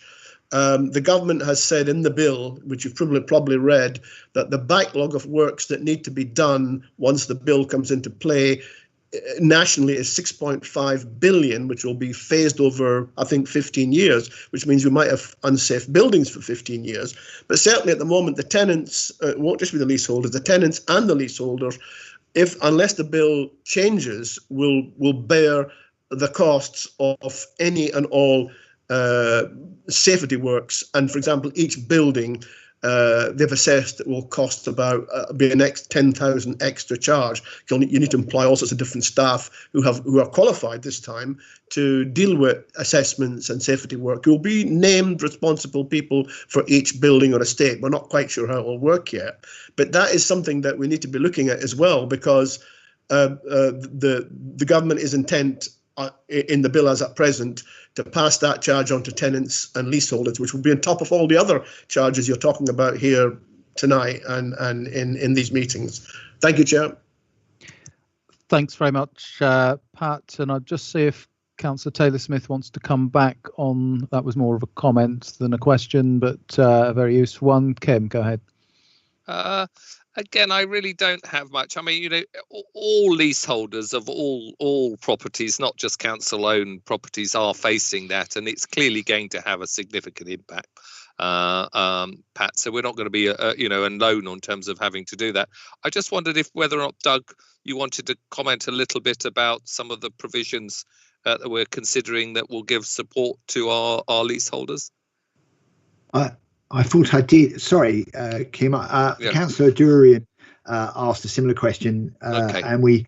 Nothing further to add. But things we can do is look at the length of period and deferring payment linked to vulnerabilities, and there's some of the things that we would do. But the other thing I would add is we will also look at what other boroughs are doing and see how far we can push that without the tenants subsidising leaseholders, which is what we need to avoid. But we do want to make sure that we work on the most generous offer that we can, because we accept that this is going to be difficult. That's why we're not going to actually bill until after the works are complete and the quality signed off and so on and so forth. I think just to chip in, I mean, the other thing, which again, when we get into the detail of this, Pat, is that obviously in terms of the difference between an improvement and a repair, which again means that there will be benefits to the money that we're spending, which will actually improve people's properties as well. Thanks very much indeed. And Councillor Press, you have your hand up. I do, thank you. Go ahead, Monica. Can you hear me? We can, Monica. Yes, go ahead. It's just I have a new webcam and I'm not sure. Thank you. If you can, that's great. Just briefly, just wanted to say thank you to officers for both of those reports tonight, which have been extremely helpful. And as a leaseholder in a council property and a regular attender of the Tenants Consultative Committee, I think these reports would be extremely helpful to actually come to the TCC. The TCC has already scrutinised a lot of this, and I hope we will start to look at the TCC as a scrutiny forum more. But I do think the detail on these two reports and how it outlines the impact of residents' views has been really helpful. But so a quick suggestion and a question. picking up on the excellent questions from Councillor Freeman and Councillor Blakeman, and as a leaseholder, we've looked at the front end of contracting and procurement, but given the really very large costs that we're anticipating, and I understand totally the need for the works, I would hope that over the next 6 months or so that we'll be able to look more seriously at how residents, tenants and leaseholders are far more involved in the sign-off of the works, because the experience under the TMO, and as yet we haven't had enough capital major works to test the last 3 years, but often the sign-offs have come from officers who haven't been deeply involved in the works.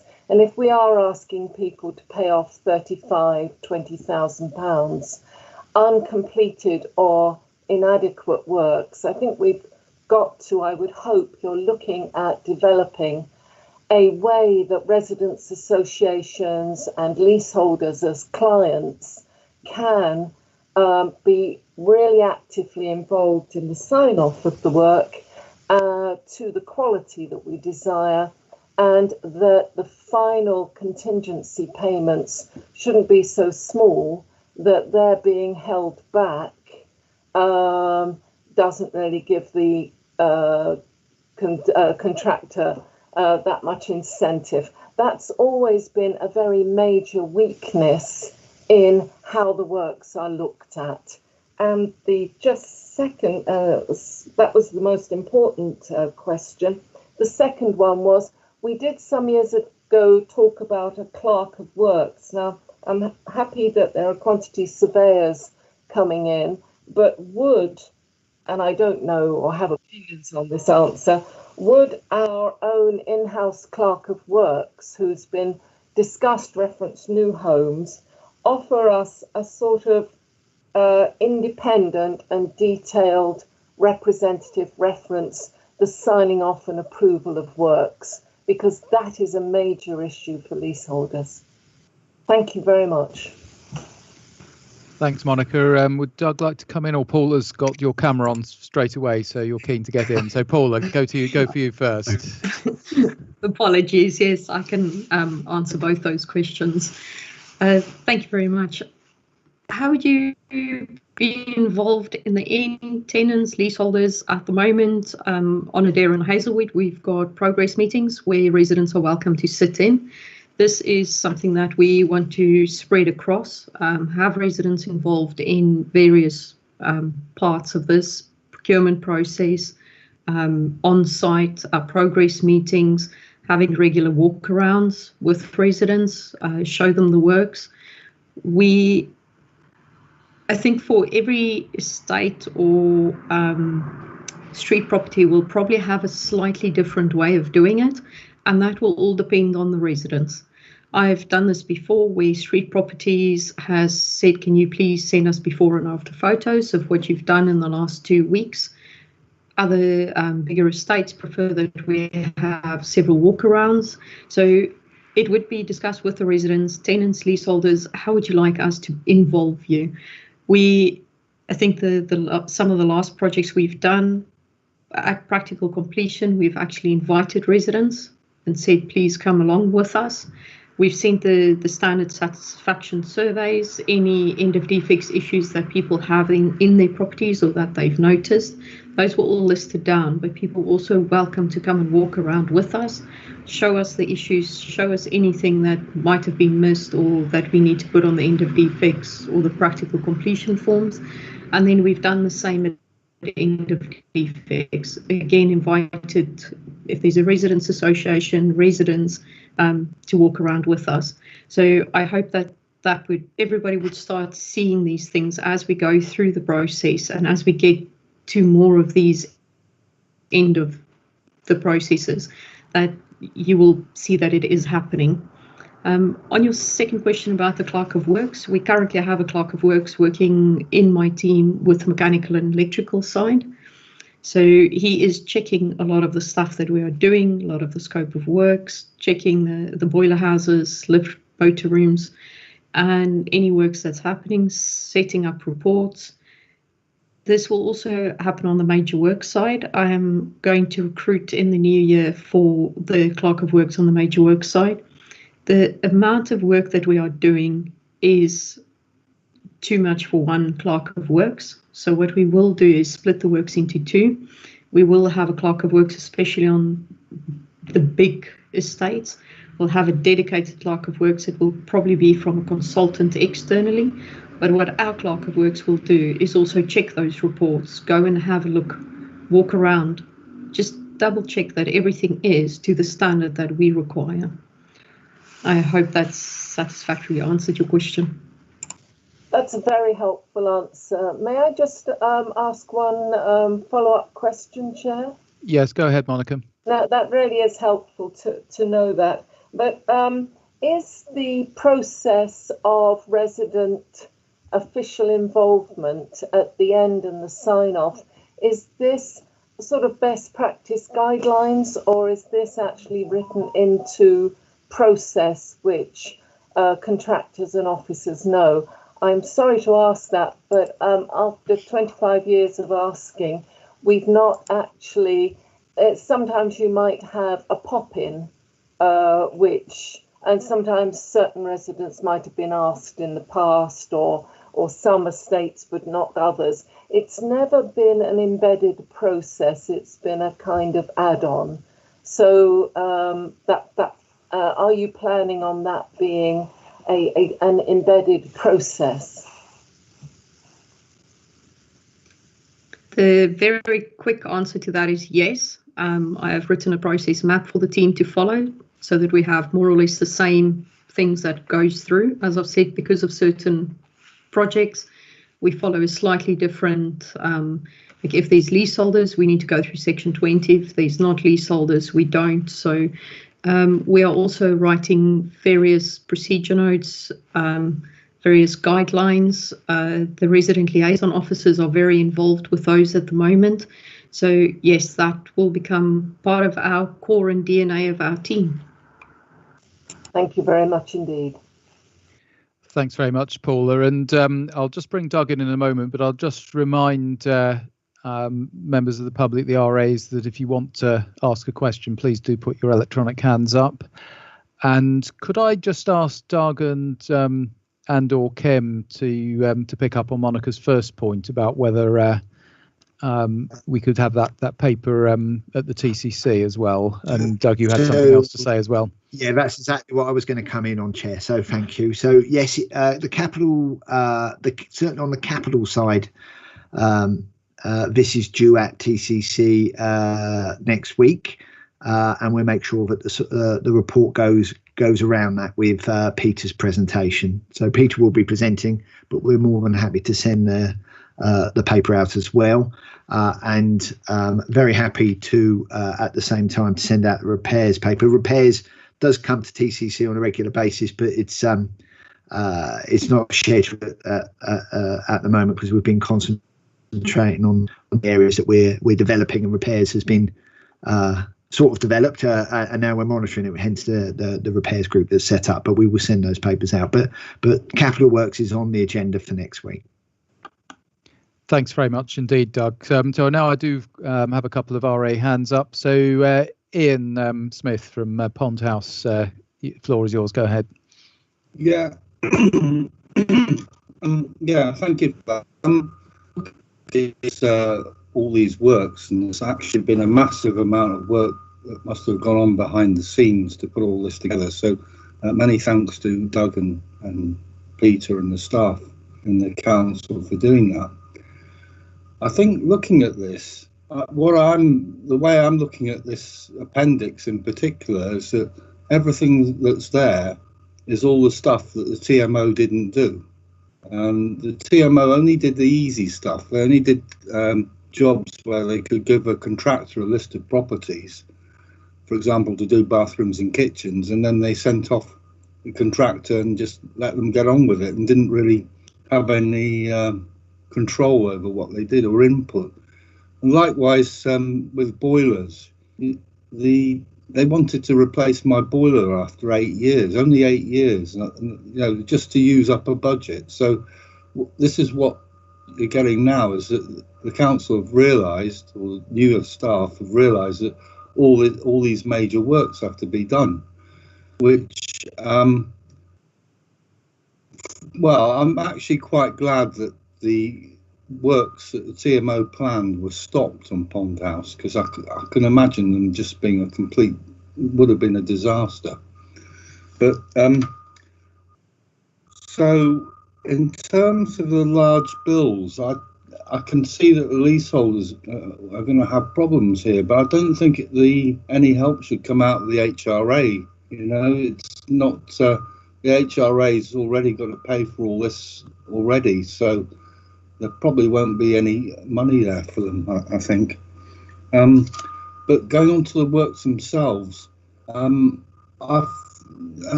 Mike from Grove House mentioned rumours of double glazing. I've heard rumours of triple glazing, and that will certainly help the council meet their climate change targets, which they're having to meet in the near future by whatever it is, 2030, I think. So anything that can be done in that regard to improve energy efficiency, for example, to put solar panels on flat roofs. We've got a lot of flat roofs in Pond House, which could very suitable for solar panels. Anything that the council can bring forward in that regard would help. My question is will the council sort of concentrate more on the long-term aspects of these works, because we're going to be stuck with them for at least 30 years, in which case it will be the next tenant in my flat that will feel the effect of all these things. So I think in terms of looking long term, we need to get these things done right first time, I think. So if the council can concentrate on that, then that would be fantastic, actually. So I'm hoping you'll be able to say, yes, we can do that. Thank you, Ian.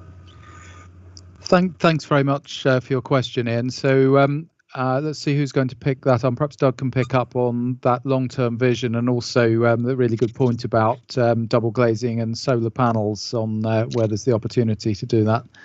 So we have been assessing our, not only do we do a stock condition survey, we've also then assessed what investment we need to bring our stock up to zero carbon.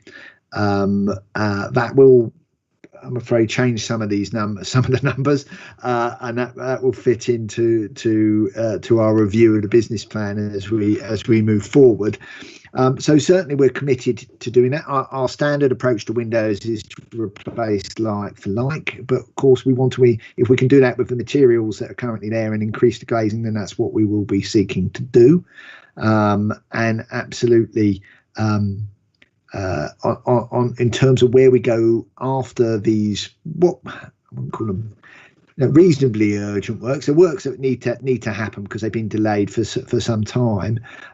We then need to, the report then moves into doing things within residents' flats, and then after that, we need to get ourselves onto an even keel with a regular programme of maintenance, which prevents this ever happening again. That's really where we're aiming things at. And just to add, in terms of the contract we inherited, it wasn't a JCT contract, it was a partnering contract, and it didn't have retention in or any of those issues, and we didn't feel it gave us enough control when we came in, which is why we suspended it and started from scratch. So we are looking forward to starting this with our new team early in the new year.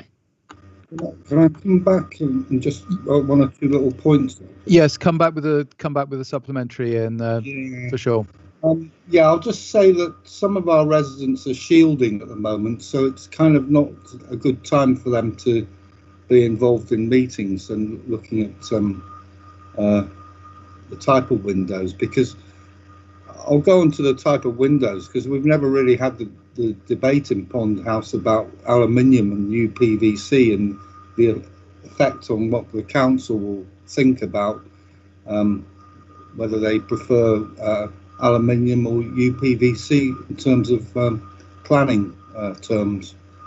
And the other point I've got is we've got one or two leaseholders who really don't want to pay for all this, and it effectively could veto the whole project in terms of energy efficiency. And I think that when the councils are going to do this kind of work, then really energy efficiency should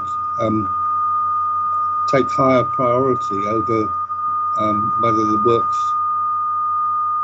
are essential or not, because if you're going to improve energy efficiency, it's going to improve it for everyone in the borough, and not just the residents themselves. So I think that's I would take that to government. I'd ask the council if they could take that to government, central government. Thank you. We're getting feedback from somebody, so don't know who's got the microphone open. Ian, I think we've got your question. Could you go on to mute, please, there? Okay. It's possibly not yours that was doing the feedback, but no, thank you very much. So let's just see if Doug wants to come back quickly on those last points before I go to the next person. Well, certainly consultation has been difficult, Chair, during this period with coronavirus. We've done lots and lots of meetings on Zoom, but there's no substitute for actually looking at what you're going to get put into your property. So we have done some events on estates which have been COVID secure, but it is a challenge. But we're working with each residents group to work what's best for them in terms of getting the projects moving forward. And then secondly, in terms of we need to do the work. I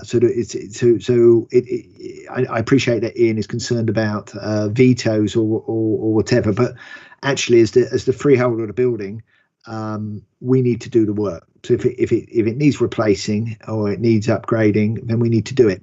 So whilst we would take on board people's comments and views, ultimately, if your lift needs replacing, and we need to do it.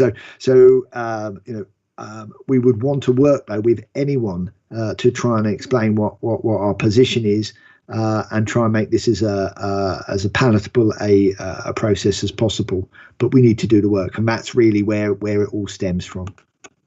Thank you very much indeed, and thanks for the questions, Ian. Now we've got Margaret's hand up. I think that's probably Margaret Harrington of Portobello Court. Margaret. Yes, good evening. Thank you. My question is very short.